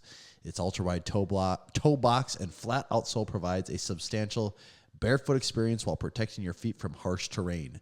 Crafted with durable, high-quality U.S.-sourced leather and designed for maximal comfort and versatility, it's perfect for the everyday adventure or exploring off the grid in western northeast South Dakota. If you want to get also comes in black too. Yeah, available in 2 colors, a brown color and a black color. Now, I want to get the correct things. The brown is Kodiak brown. The black one is black bear. We are partial to the Kodiak brown ourselves, but if you need a pair of black boots, maybe you have a job that requires black, there is a black option out there. So if you want a pair of Bruin boots for yourself or any of the other great barefoot shoes, which there was a lot of people at the Crew Falls meetup that had their barefoot shoes on this weekend, Tanner. There was a lot. There was a lot of Ursonomics. Big Tron was wearing her Ursonomics. Big Nathan was wearing. Was it Abby had a might pair. have been wearing Ursonomics too. Were you wearing your Ursonomics or? I didn't have my Ursonomics on. You were wearing. I had my black Ursus on. Ursus, yeah, me too. And you had yours on. There was more than that though. There was, I think I had one shot where there was like 6 people that all had the Ursonomics on. There was a lot with them. Everyone Grayson had his. Yeah. Oh yeah, everyone had Ursus. Did anyone have low top Ursus on? Well, Nate did when we went out. Okay. I don't know if anyone had the low tops on. What's the slip on? Not the. Was anyone wearing those? So I don't think anyone had those ones on. But yeah, the Ursus was represented well throughout the. Yeah, there was a lot of barefoot shoes being worn there for sure. Yes. So if you'd like a pair of barefoot shoes for yourself, make sure to go to barefoot.store. And I'm seeing right now, use code SANTA for free domestic shipping until December 31st. Well, Thank you, Barefoot Shoes. All right. Yeah, so we were talking about our Crew Falls meetup. We did the damn thing, got the chicken bakes. There was quite the crowd at Costco. Costco is ridiculous. It is insane. Overall, the chicken bake was very good. I did like the chicken bake. So you can confirm that it is worth $4. Absolutely worth $4. We bought 20 chicken bakes and it cost $80. Mm-hmm. Like we came away with a ton of food and it was like not very much money relatively. Yeah. The chicken bakes were actually on Massenomics too. That's important to mention. This one's on the house. And then we kind of had this break period planned, which in my mind I was thinking, oh yeah, I'll be able to kick back for a while, maybe take a nap. I've been up for 12 hours at this point. We're going to have a busy night. And the break, it just seemed like there barely was. I mean, it was just just enough time to. It was. By the time we left Costco, you and I had a couple other things we had to, Massenomics things we had to sort out. So we were a little slower, but I don't know. I think I got home from Costco at, was it 3:30 maybe? And our plan was to meet out for dinner at 5:30. So we had 2 hours. So by the time you kind of catch your breath, shower, hang out for a minute, you already got to leave again. Like that part of the day went so fast. And we weren't sure how that was going to work out when we were planning out the schedule. Well, we didn't realize that everything just always takes longer than what you think. And so, that ended up being just the right amount of time to just settle down for a minute. And then everyone made the trip to Looks Marketplace, and they have a brewery. They have, lots of good food, and we had our own little room to ourselves. So we ordered our food. We got to sit down and we got to just chill. And that's when the living easy really started. That is when the living easy really started, wasn't it? And we went there, and from there we bar hopped to at least 3 other places. Yeah, we made our way downtown, and I really liked the pub bar that we were at. Dempsey's, the had Irish a few bar tables there. Yeah, was that Dempsey's? Or sorry, Blarney Stone. Okay, Blarney Stone. Okay, I was like, okay. I know there is. I mean, there's Dempsey's in Aberdeen, but there's one in Watertown too. Watertown, so it just made me wonder if there was. And I even had a Guinness or 2 in Blarney Stone. I was like kind of like when in Rome. 3 pints of Guinness. Yeah, that's figure you had to do. I looked at. I was standing by Stu at the bar, and I'm like, oh, what do I get? And I looked at a Guinness, like, I got to do a Guinness, don't I? He goes, well, yeah, when you're here, you got to. So I mean, I feel extremely stupid for this, but it's probably someone else could find themselves in the same situation. I was not paying attention to the places that were even going so little. I was I was enthralled by the people. Yeah. And when I went to order my first drink, I was like, "Oh, Tron, what are you having?" And he was having a Guinness, and I'm like, I just to myself, I thought, "Oh, that's an interesting choice." I don't feel like I always see. And then I think it was Stu or someone was also drinking a Guinness, and then I was like, There's something really going on here. Are these people all Guinness drinkers? I'm like, I can't remember the last time I've sat down with someone and they've ordered a Guinness. Not that there's anything wrong with it. And then it was probably a good 5 minutes after that it hit me. I'm like, oh, wait a second. This is an Irish pub. Yeah. So then I ordered a Guinness too, because then knowing that, you're like, well, I do kind of want one then. It does just feel different. But it took me a while to actually put that together. That is funny, in my defense, it's because I'm just caught up talking and that to was, everyone. you're just walking, and also where we were at. you don't really know where we're going. You're just walking down the street, and then someone says, "Go in this door right here." That's exactly what. I was just like, "Stop, okay, let me see the sign out front and read that." I didn't even know what kind of place it was. I mean, once I realized that, then I'm like, oh yes, this is an Irish pub, obviously, isn't it? Mm-hmm. So that was a lot of fun. Then we had a couple tables in there where we all posted up, and there was a lot of just living easy, a lot of lifting talking, lifting talking. Yeah, there was Massenomics talk, just joking around. Just a lot. I mean, I know I've said it 7, 8, 9, 10 times. Just a very, very fun time. And I saved a quote because there was a lot of people after the fact in the Discord were talking about it, and I thought this was particularly accurate. That Tron said, where him, for example, especially he didn't know any of these people, and a lot of these people maybe only for 3-4 months. Yeah, and a lot of these people in the crew, maybe they know some of these people, but they don't know all of them. They only know a few.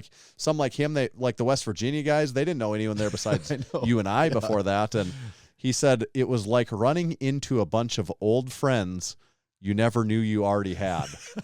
Yeah. And I'm like, that is exactly what it's like. Well, it's all these old friends that you never even knew existed, but yet they are it's like you've been friends forever. And it's hilarious. I don't even, just when I think I'm meeting up with Massenomics people, I don't even think twice about it. It's like, oh, I'm meeting up with Massenomics people. Whatever. But telling my wife, she's like, who are you going to meet with? I'm like, well, it's these, when I think of even lunch the first day, these 2 guys are flying in from West Virginia, and there's a guy from New York. And then Grayson, she knows him because he's from Aberdeen. Yeah, and then there's the other guy, Colton, and he lives in town here.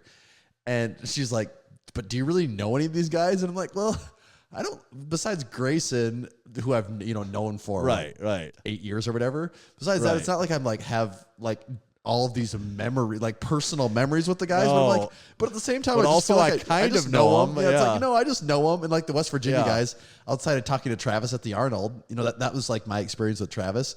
And Stu have never met before, but you sit down, it's oh, no, we've known each other for years. We go way back. That's exactly what it's like when you get around the Massenomics crew in person. It is just immediately like that every time, and it's not like that everyone's the same personality. There's a wide range of personalities, but it's just this common ground. Yeah, and some guys are quieter, but everyone just is on the same wavelength though. Yeah, it's fun. And I also I was interested. It was fun seeing all the variety of Massenomics clothing apparel that people wore between either lifting or then out on the town, what people were choosing to wear. A lot of we had a lot of the weight is a number. Heavy's a feeling hoodie, the new one. Yeah, the camo hoodie, the camo logo block made quite a few appearances too. There was a few.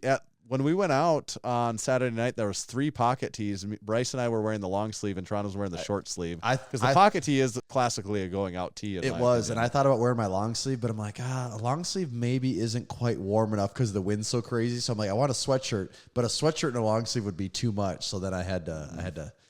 And then I thought about wearing the short sleeve pocket tee, but I wanted to wear something that screamed Massenomics a little more. What did you wear? I actually had I think I wore my sweatshirt the entire night. But I had the Lift Hard Live Easy Classic meat tee on because to me that does really scream Massenomics. Yeah, I went with the long sleeve pocket tee because I was going to be damned if I would be babysitting a coat all night going from bar to bar. Plus, you had that handy pocket on you everywhere you went. Oh, it was perfect for Tron brought Crew, these Crew Macanuno Crew Royale cigars. And what I got to say about this, I was so confused. He had showed me this box for the Crew Royale, and it's CRU with an umlaut. And I thought, like, he had showed me this a couple times, and I was which I thought this, what I first thought, I still thought this was cool, but I thought he had like these custom made to say Crew Royale is like some service where you're like, oh yeah, here's our cigar. You get to like Pick put what whatever you want want on it, you know, it is. right. And then later did I find out, and I did smoke one of these actually. This was a spare, so I did actually even smoke a cigar. That's probably mine. I put it in your. I put one. It probably is yours. I put one when we were at the one bar. Tron was Yes. handing them out to everyone. I'm like, I already have a camera, a beer. I can't hold a cigar too, so I put it in your shirt pocket. Yes. But what I later found out, no, he was looking for like relevant cigars because he's a bit of a, he, much like Brian, is a bit of a cigar aficionado. And also Stu, very much a cigar aficionado. Yes, Stu is a damn like level 10 aficionado of cigars, but he found these that are called the Crew Royale. Like that's a real thing with an umlaut. And like, even at the time I was like talking just like this, probably yelling because I'm like, what do you mean this is real? Like that blew my mind. And that also made me think, I thought we were original. Like how could, of all the things we could come up with, how could CRU with an umlaut be like even a thing? Oh, I think that's how Motley Crue spells it, I believe. Oh, no, they do it with an E, though. They have CRU umlaut E. Right. So I just thought that I mean, it's not that crazy, but it did just strike me as kind of crazy. Yeah. But then, so when we were at the final bar, we were all smoking cigars and basically almost inside the bar. So yeah, you know what? This is making me think. Okay. I've probably never talked about this in the podcast, but how funny is it? How much significance the word crew has started to have in our lives. And also, my son's name is Crew. I think about that every once in a while. Like, does your wife ever be like? Do you ever say the word like that's just a different? That would be weird for you. We don't even at your really house think of it that way because it's like a whole different thing. But the fact that it's funny that he was born before the Discord crew even existed, and his name is Crew, and now like this word crew has such a major importance in my life, which is just hilarious. It almost would have been funnier. Not funnier, but I wonder how it would have played out if at the time you were like, if you were having a child today and you were thinking about naming him Crew, would you be like, it'd be like, you probably wouldn't name him that because like if your wife brought that up, you'd be like, yeah, that word is kind of a weird, it's a very like specific thing in Massenomics. It'd feel like it's like almost a joke now doing it now knowing how we have it. And then you'd be like, well, we can't name our child after this it'd be like, I'm not naming my kids lift shorts. Not that I'd have any different feelings about the name itself, but it's the fact that like we've made it into such a thing. It'd be like, well, it'd feel like, well, okay, is he really naming his kid after a Massenomics thing? That's what it would feel like he would be doing. But yes, that is really funny though. I have thought about that a couple times over the last couple of years. But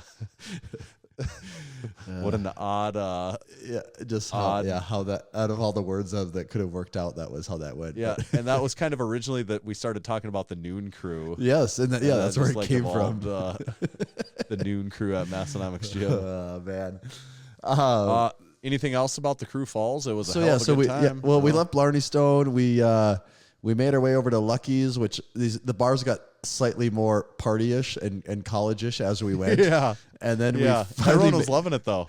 It was great. We've made our final stop at Pave, and it was hilarious to me because, I mean, that is the big like party bar in town. And in my mind, the last time I was there was probably 6 years ago, and I must have been drunk enough and not paying attention enough that I didn't think it was like, I know it gets busy, but I didn't think it was like that busy. And it was insane when we went there, like just crazy. We kind of were tucked away into a spot that I could just be. Like from everyone we did. We did as good as you could to find a spot that was. Yeah. I kind of forgot. I started to forget how busy it was. We did have our own tables, but it was funny. Yeah. I didn't really notice the thing anymore, but I was bringing my camera, like we were vlogging everywhere. Oh yeah, and we're out front. I'm getting a video of the front of the sign. We're all laughing and having a great time, and one of the security guys comes over. He goes, "Get that camera out of here. You can't have cameras in this bar." And I go, every person's cell phone's the same damn thing. He goes, I don't care, no cameras. And I tried to argue with him, and finally he said, no cameras. Yeah. So then we went around to the back door entrance, and it's one of the people that was with us, Big Paul's wife. We put my camera in her purse, and while I'm standing by the back entrance, we go back to the back. The guy pops out. He goes, hey, where's that camera at? I go, it's in my car in the parking ramp over there. He goes, oh, okay, thank you. And then we walked right in. It wasn't. Like he was trying to get you with the camera. Yeah, it's like, trust me, man, not all the things happening at this bar tonight. Like you're trying to sneak in a gun. Like, I guarantee you there's way worse things that are going to take place here than me having a camera in this bar tonight. Like, what do you... Well, like you said, everyone has a cell phone. Like a more convenient, if you're trying to get some sort of gotcha journalism stuff, like the easiest thing is a cell phone. Like easier than toting around a big ass camera. A bar like that, how many snaps and Instagram stories and Instagram posts and Facebook posts probably come out of that bar? And I mean, do you think there's thousands that come out of there? Well, their marketing relies on it. Well, 100%. Yeah, it's true. But like you look at, I mean, that bar was there 500 people in that bar? Probably, and probably like at least over half of them had sent snaps. And I mean, some people will send 10 at that bar in one spot, So, it's a funny, like that was a rule a long time ago. It's not something you run into very often anymore, but it was a thing there. It was starting to get late though. It was starting to get late at the bar. The people were actually all along the journey. People were peeling off a little bit. Or every stop of the destination, people more and more were peeling off. But and I live a little ways from downtown. If traffic isn't bad, you're probably like 15-ish minutes from downtown. And I was talking to Big Bryce about how he gets home because he lives kind of on the same end of town as me. And he's like, dude, you just got to call that ride and hope you get it. And I asked him, once the bars start to close, what do you do? And he goes, oh, sometimes you're just screwed. You just wait forever. And I'm like, I cannot have that happen to me. Like that cannot be a thing. Yeah. And I think I called my Lyft around... I think it was around midnight-ish. And by the time the Lyft got there and I got home, it was a little after 1. So that whole process took a little over an hour by the time the guy showed up and we finally got out of there. But right when I left, it looked like everyone was having a lot of fun still. But it did pain me, but I knew I had to do it if I wanted to be able to walk the next day. I, proud of myself, made it till after 1 o'clock. So I was, by our hotels were all just and that was 4-block walk. And you guys had just a couple design. Blocks to go, which would have been so I was nice. Into my hotel by like 1:30, but so I was up and at 'em for like 21 straight hours that day, and I was very tired when I got in there though, and I was very happy to crawl into bed. But when I was still there, those guys were not going to leave before the bar closed. Like there was no way. And I thought about saying goodbye to everyone, and I just thought, it would be much more fitting if I just left right now. Yeah, I gotta stay with the stereotype. It's like I have a reputation to uphold, so people would almost be disappointed if you said bye to them. I said, where'd you say the bathroom was at? And did you actually do that one? Yeah, and I was like, okay. And then never to be seen again. Walked home without a coat at like 1 a.m. into the wind, and never for a second did I regret not having a coat to babysit all night. Even in the midst of that cold breeze, I was thinking, you know what?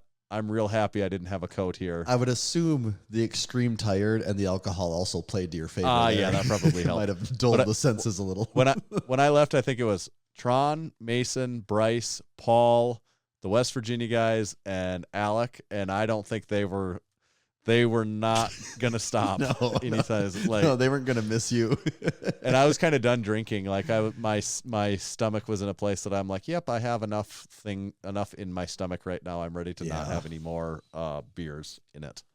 Yeah, I think what ended. I still cannot remember. I cannot remember if it was Alec or Matt. Matt was still there too. Oh, yeah. Okay, yeah. I think it was Matt then. He got shot. Yeah, he bought those Skittle shots for us. And at that point, I'm like, yeah, I'm good now. I had the Skittle shot, and then I was like, and then you had a beer. Yeah. And Cokeef's buddy was there. We were talking to Cokeef's buddy. I forgot about that. Yeah. You're like, know that guy? I go, yeah, it's Cokeef's buddy. They're high school classmates. we talked, and then all of a sudden he was just in our group for the whole week. He was. Well, because remember we were taking pictures and sending pictures to sending Co. them to Co. Yeah.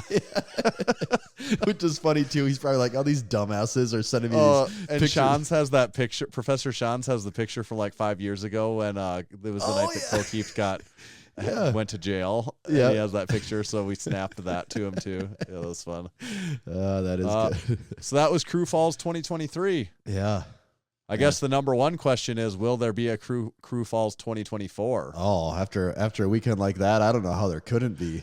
I mean, I think you could almost book it now. Like, I just can't. Maybe the dates, it doesn't have to be the exact same date. Right. You might be. Well, part of the reason we had to pick December was because you had a baby, and so we couldn't move it. But yeah, it kind of works out though, anyways, with our Massenomics yearly calendar of. Yeah, things. I don't know if we'd move it any later in the year. Probably not, because it gets close to the Arnold for us. But but then also it's like actually this was the conversation we had. We move it up anymore, and there's Thanksgiving, and people were just traveling for Thanksgiving, so it's kind of the good time between Thanksgiving and Christmas. It is that lull, too. I have a feeling, for as great as that went, if we do it again, we would have 20 was a really good number. Oh, it was fun. That was a really great number of people to have there too. But hey, who am I to say 40 wouldn't be twice as fun? It would. Maybe it'd be exponentially more fun, actually. Right. So we'll see what 2024 brings in the Crew Falls December to Remember event. I got something in the mail, and I haven't opened it yet. Was I supposed to open it first, or am I supposed to open it on the podcast? No, you're supposed to open it. You were supposed to open it on the podcast. I have not opened it, so I don't know exactly what. Is it the big rectangular thing? Yes. Is that from you or okay. Yeah, we might as well actually do this. I don't want to wait. I actually want you to open this now. I have not opened it yet. I have this thing that came that I kept meaning to ask you if this is what it was, because maybe it's something like important that I was from someone else that I was supposed to open. I guess the package didn't say it was from me. True. Okay, so this is a. But you had warned me, kind of. I did, yes. So this is a What's in Tanner sack, and being it, we'll just say it's a Okay, I'll say this. It's a What's in Tanner sack, and being it's the holiday season, I'm going to tell you it's a little something for the gym. Okay. Okay. So go ahead and open that. Can you see it back there? No, I can't see over there. No. I did actually. I put it down here a little bit ago, and then tonight I clipped the banding around it so I can get. Just in case you had to get in there. Good call. Yeah. Good call. So okay, Tanner's getting the package right now. He's reaching off camera. He's grabbing a large cardboard box. He's just taking his sweet time getting it. Okay. I'm back. I had a long trip to the back of the fulfillment center. Yeah, he's all the way back. He rode a Segway back there. That's why I'm out of breath. That's why he got back so fast. He had a Segway to ride on. So I got this out in my sack here, and I have not looked at this. So this, Tanner, it's a map. It's a map of America, but it's a push pin map. It is a push pin map. So now you can document everyone that comes to the gym. They can put their pin in. Oh, yeah. Because I've been noticing we've been getting a fair number of travelers down there lately. Right. And I figured, God, if we had this thing 5 years ago, this thing would have some really cool pins in it so far. Yeah. Because people don't realize how far everyone, like between the Lift Hard Live Easy Classic, all the guys that just passed through, you'd have some amazing pins in there right now. Now the only thing I wonder is this allowed? Like, can you do this retroactively? Well, you're the gym owner. I'm not sure what the answer to that is. It's on you to decide, but there's no right or wrong. I think you just got to pick one and stick to it. But what do you think about retroactively or not? I don't know. I think some of the guys, I could go back and start to. I think some Lift Hard Live Easy Classic guys would be offended if they came and their pin was already in there. Being that they people want to place their own pin. Yeah, I think some people would take pride in that. Right. Okay. And plus, like, I wouldn't know where to start and end if it's right, yeah, because you can just start going through the records of everybody. But the best time to plant a tree was 10 years ago. The second best time is today. So that's the motto for the board right there. That's a good point. Oh yeah, this would be a good addition. You know what I've thought about before, too, is also having one of these. Like if it was like every place we've sent an order to. Oh God! But it would also something just be that. like it would just be it would be impossible. It'd just be you know? blanketed. Yeah, that Right. you'd need. But then I'm like, but could you do a world map and then like do every country? Oh that could yeah, be, I mean that would actually that'd be pretty cool. That'd be much easier to do. Right. That right. would be 'Cause, that like huge of a project, but like you could do states, but I'm pretty sure every state would have a pin. You know, they like would. They'd all and they you know. some of them would have just so many pins that'd just be filled. But you couldn't do it. Yeah. But every country could be a cool idea. yeah, so I was conscious that it did come in multiple sizes, but I know how much of a commodity wall space is, so I made sure to that's go true. with the smaller size because Yeah, that's a good I didn't want to point. make too much of a project for you to have to shuffle a bunch of shit around. No, this will be able to have a good. It's got to also be at a level that people can actually reach Can it. reach, yes. too. But Yep. that size can be, So there might be a moving of one or two. You can get some things, pins but in there. I don't know if you have to put directions up so people know if you're visiting probably the gym, put your everything pin- everything at the gym has to have Yep, a little either printed or handwritten sign lot on of it. directions, or else I promise people will not do it right. But I think people will like that one when they see that in there. yeah, that'll be good. That'll be fun. So Also, that's the holiday cheer for the gym. there. Okay, no, that's good. I guess we could have waited for another week, but then I would have had to make sure not to. I know. Because I that's really did not know what it was, and I wanted to be, I wanted to not cheat on the game. So Yeah. or on the. Yeah, that'll be fun. I'm excited to put that up there. But yes, that was actually my first thought. Even before you said it, I was like, well, I'm going to have a sheet of paper directions next to this. Otherwise, people will do something different. Yes. Guaranteed. In my Massenomics gym is the gym full of printed well, who were you? and hand. Were you telling Were you telling Jonah about that? Is that what? Yeah, I remember was you it were like, Jonah? I have Yeah. so many signs up of just either handwritten or computer printed things of like, do this, don't do Don't this. do this. Yes, yes. Well, I've learned it's the best way if you want someone to or to not do something. If there's a sign, like not everyone abides by it, but most people are pretty good. And if there's not a sign, never assume that people are going to. Yep. Can you imagine if you didn't have a sign on the York Roundheads? How many of those would be God. snapped off right now? Boy, that would really piss me off. But you know what wouldn't piss me off? What's that? Lifters checking out Juggernaut AI. Take a look at juggernautai.app. It's the training that we use. Several crew members at Crew Falls this weekend were using it. Big Colton, for example, was testing. He kind of planned his AI testing date right around Crew Falls. So he did his full squat, bench, deadlift testing. And I can't remember his exact numbers of where he wound up there, but I'm pretty sure he hit a PR on all three lifts. I And think some of so, them were yeah. like big PRs. I think he had like a 485 squat. And I just don't if it was like a I 5. thought it was like a 540-ish Slur, deadlift. yeah, I think. 40 deadlift, something like that. But I think it was PRs across the board. Yeah. And he's been he's been using Juggernaut AI for quite a while here, and obviously seeing success from it. Several others there too. It's the training that we use, and why not? Since 2009, Juggernaut has been your trusted training resource, helping tens of thousands of athletes reach their goals. And if there's anything that we all are, it's athletes. That would be what I would definitely call myself. as an We athlete. are athletes. Just like our buddy Ethan. We're all athletes. Yes.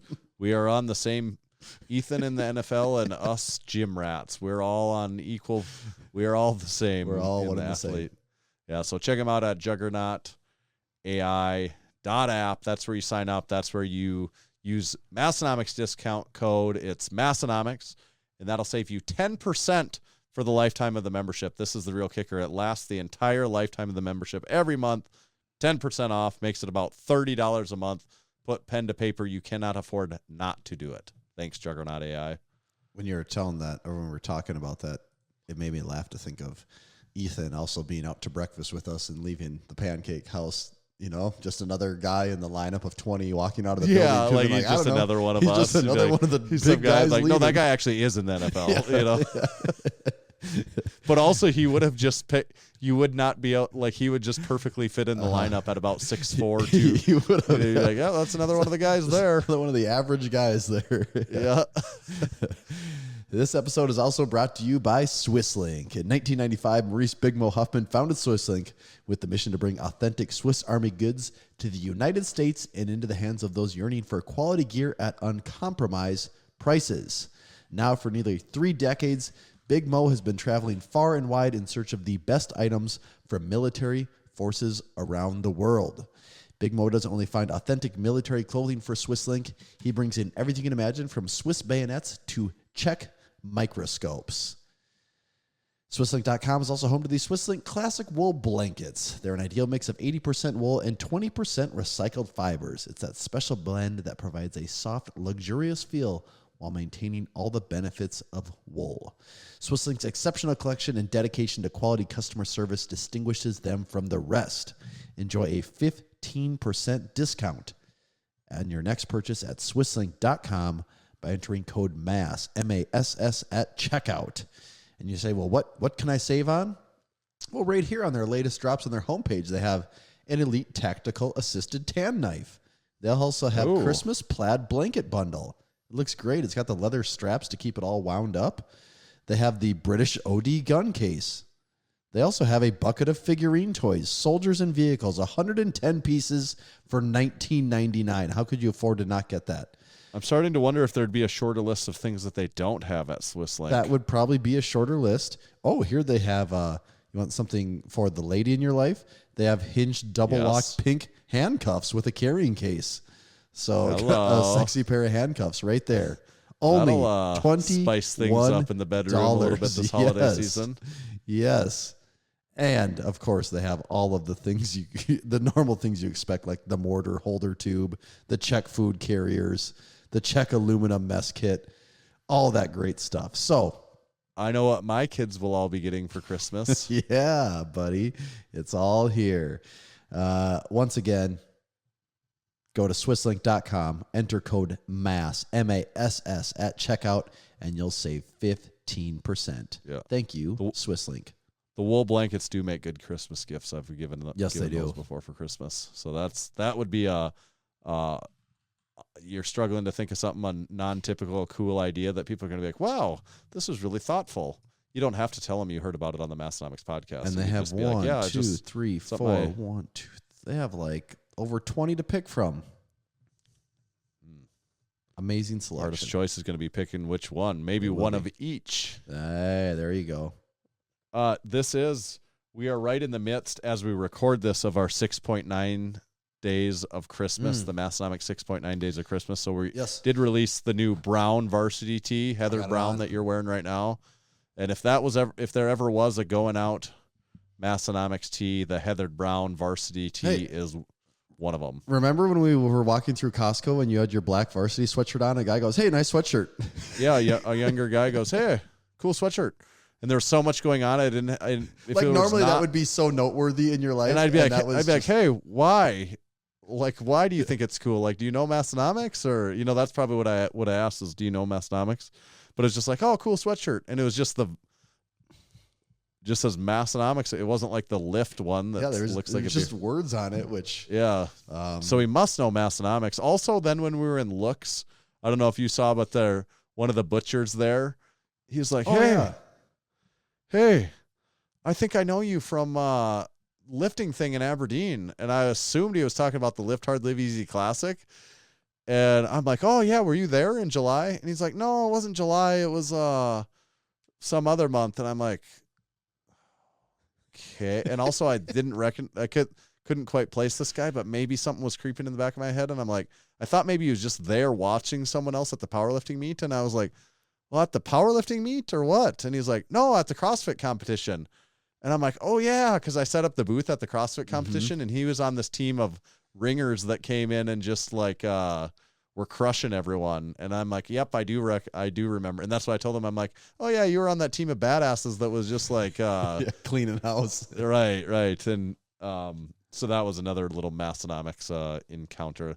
A lot of Massenomics encounters that weekend, really. There was. It was good. It was great. One for the history books. Yeah, so the 6.9 days of Christmas, we're having a little sale every day, a different little sale every day, but it is relevant because if you're listening to this on Sunday when it comes out on YouTube, that's day 6, so there's still a deal that day. If you're listening to this on Monday, Monday the 18th, that's the last day. That's day 0.9. Yeah, that's day 0.9, so there'll be a separate deal that day. And all purchases over this period of time if supplies still last, we'll get a free Massenomics dashboard sticky Phases of the Moon calendar, now complete with all phases of the moon. 2024 calendar. Even can't little hold anything snowflakes back this on year. it for December 2023. Pretty festive. Yeah. That's how you know you can't hold anything back this year. So check out our 6.9 Days of Christmas new marketing campaign this year. We'll see if it sticks. We'll see if Amazon hops on that concept next year. Yeah. Now I do have a supporting member segment, in addition to all what we talked about Crew Falls, but also just a whole big ass list of members to support this week of stuff going on.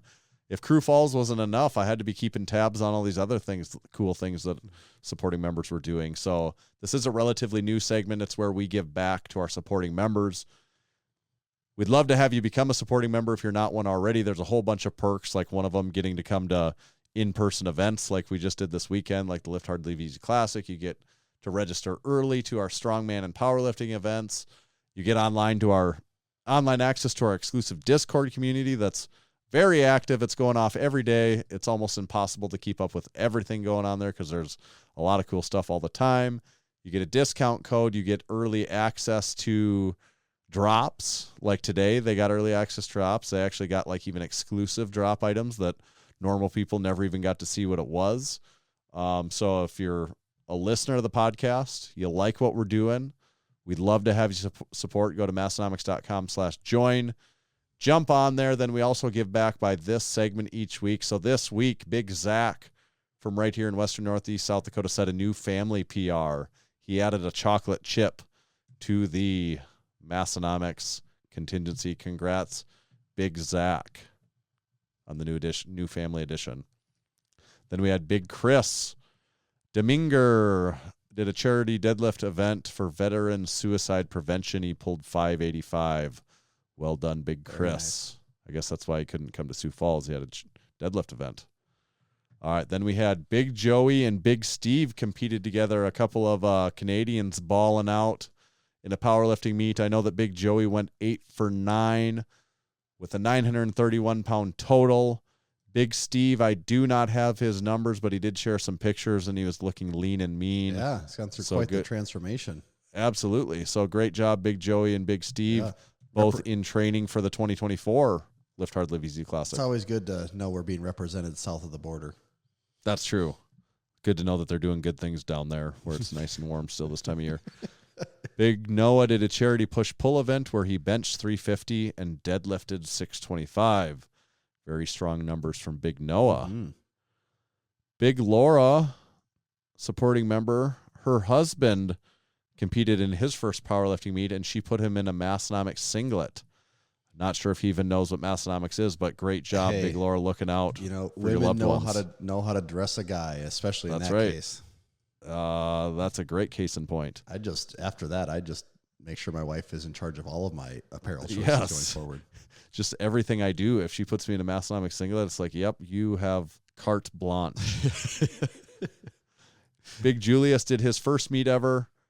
It was the Masters Open Raw 90-kilogram class, and he got first place. Congratulations. Obey you, Master, Big Julius. Big Cody. He competed in 805 Strongest out there in California. He got third place in the sub 200-pound class, and he did it wearing the All Go No Show tee. He's on the right I also side. saw some All Go No Show tees this weekend. Mm-hmm. The All Go No Show tee, a cult classic in Massenomics lore. Absolutely. I did not see anyone wearing the Get Strong, Stay Strong, Use Your Strength tee, though. No, I didn't either. Wow. Yeah. Big Mad Cow competed in a Grip Sport International multi-venue grip competition. He got third place in the 105-kilogram class, including a PR with 478 pounds on a two-handed, 2-inch rolling handle implement. So congratulations, Big Cow. Get a grip, dude. Yeah. He also had a shirt. Get a grip shirt. Qualifiers, the implement. It was just the adjectives were just adding up on that one. It was a tongue twister. Big Eddie. This is a message for Big Eddie, and this is from Mrs. Big Eddie. She says, Happy 9th anniversary, and the family appreciates everything that you do for them. Wow. So the old Hallmark's got yeah. nothing on us. The old fake mole himself, Big Eddie, getting a shout out from the wife and kid there. The Big Davids, 2 of the Big Davids, by tagging each other in a Polar post, Polar the seltzer water, they each won a free case of Polar. And it was the 2 Davids. Some guys have How all the perfect. luck, right? Yeah. First, they both get to be named David. Second, they get free Polar. Just reinforces my theory that they're all the same guy, actually. It's just like it. But what a tangled web they weave with this David thing. It's actually like Fight Club. You just at the end we find out it's. I don't want to spoil it for anyone. Yeah, they was the same. Yeah, it was just his alternate personality. Yeah. What if that's the case? That someone was that they don't even know that they're 2 separate people. Yeah. Like it really is both Davids, but he's not even aware of it. Right. What could throw people off more than anything? I'll make one of the Davids British. No one will ever see that coming. Yes. Last but not least, Big Mo was this week's guest on our tiny little baby bratty sister podcast, Unpaid and Underrated. So check out Big Mo this week. A Brookings man, Big Mo. Check it out. That's it on supporting our sporting members. I wasn't kidding when I said that was a doozy. I wasn't kidding when I said it was a doozy, was I? There was a lot to cover there. Oh, should we wrap this one up, or is there anything else that we're missing here that of high importance that can't wait till episode 403? I think that's sitting pretty good. I feel for our 402nd episode, I feel pretty good about this one. I think so too. I'd say it's one of our best episodes in the 400s that we've done. I think we're just now that we're to 402, just starting to hit our stride with this. Yeah. I think we're getting some things figured out. Really dialing and fine tuning here. We're really getting this thing down. That's one of my favorite, all-time favorite descriptions of overrated, underrated for the guest. I feel like I really nailed that description. Yep. I could just see the clarity in his eyes that he was like, man, this game, I have no questions about the rules. They've been explained perfectly. He's like, okay, so you're saying I have my druthers. I've heard of that word. It's weird that you said it, but druthers, okay. No riding the line. And I can't ride the line. That was my first thought, but it's put a kibosh to that one. Yeah, it's like I was already thinking. You said it before I could even ask it. All right. Yeah, okay. So I'm feeling pretty good about that. No questions. And we told people about becoming supporting members. We told people about our merchandise that we've got for sale. And if there's one thing I love at selling merchandise, if there's one thing I even maybe love just as much as that, it's getting new supporting members in the Massenomics supporting member crew. Couple of great things right there. And then by ordering, you could get one of these calendars. So really, you're getting a free calendar. Like, this calendar will cost you literally nothing. All you have to do is buy something else from us, and you get this calendar at no cost to you. You get this calendar, and then you can stick it wherever you want. I mean, the dashboard is the preferable place because everyone will know you have it then. But you can also put it anywhere else too. Yeah, make calendars dashboard again. Every episode, I want to do one of those stupid sayings of like. Just make them dumber each week that make even less sense. Make calendars dashboard again. That's pretty dumb. All right. Thanks, everyone, for listening. Tommy, where do they find you at? You can find me at Tomahawk_D. You can follow me at Tanner_Bear. Just make sure to follow Massenomics at Massenomics. See ya. Thanks for what. Oh. On.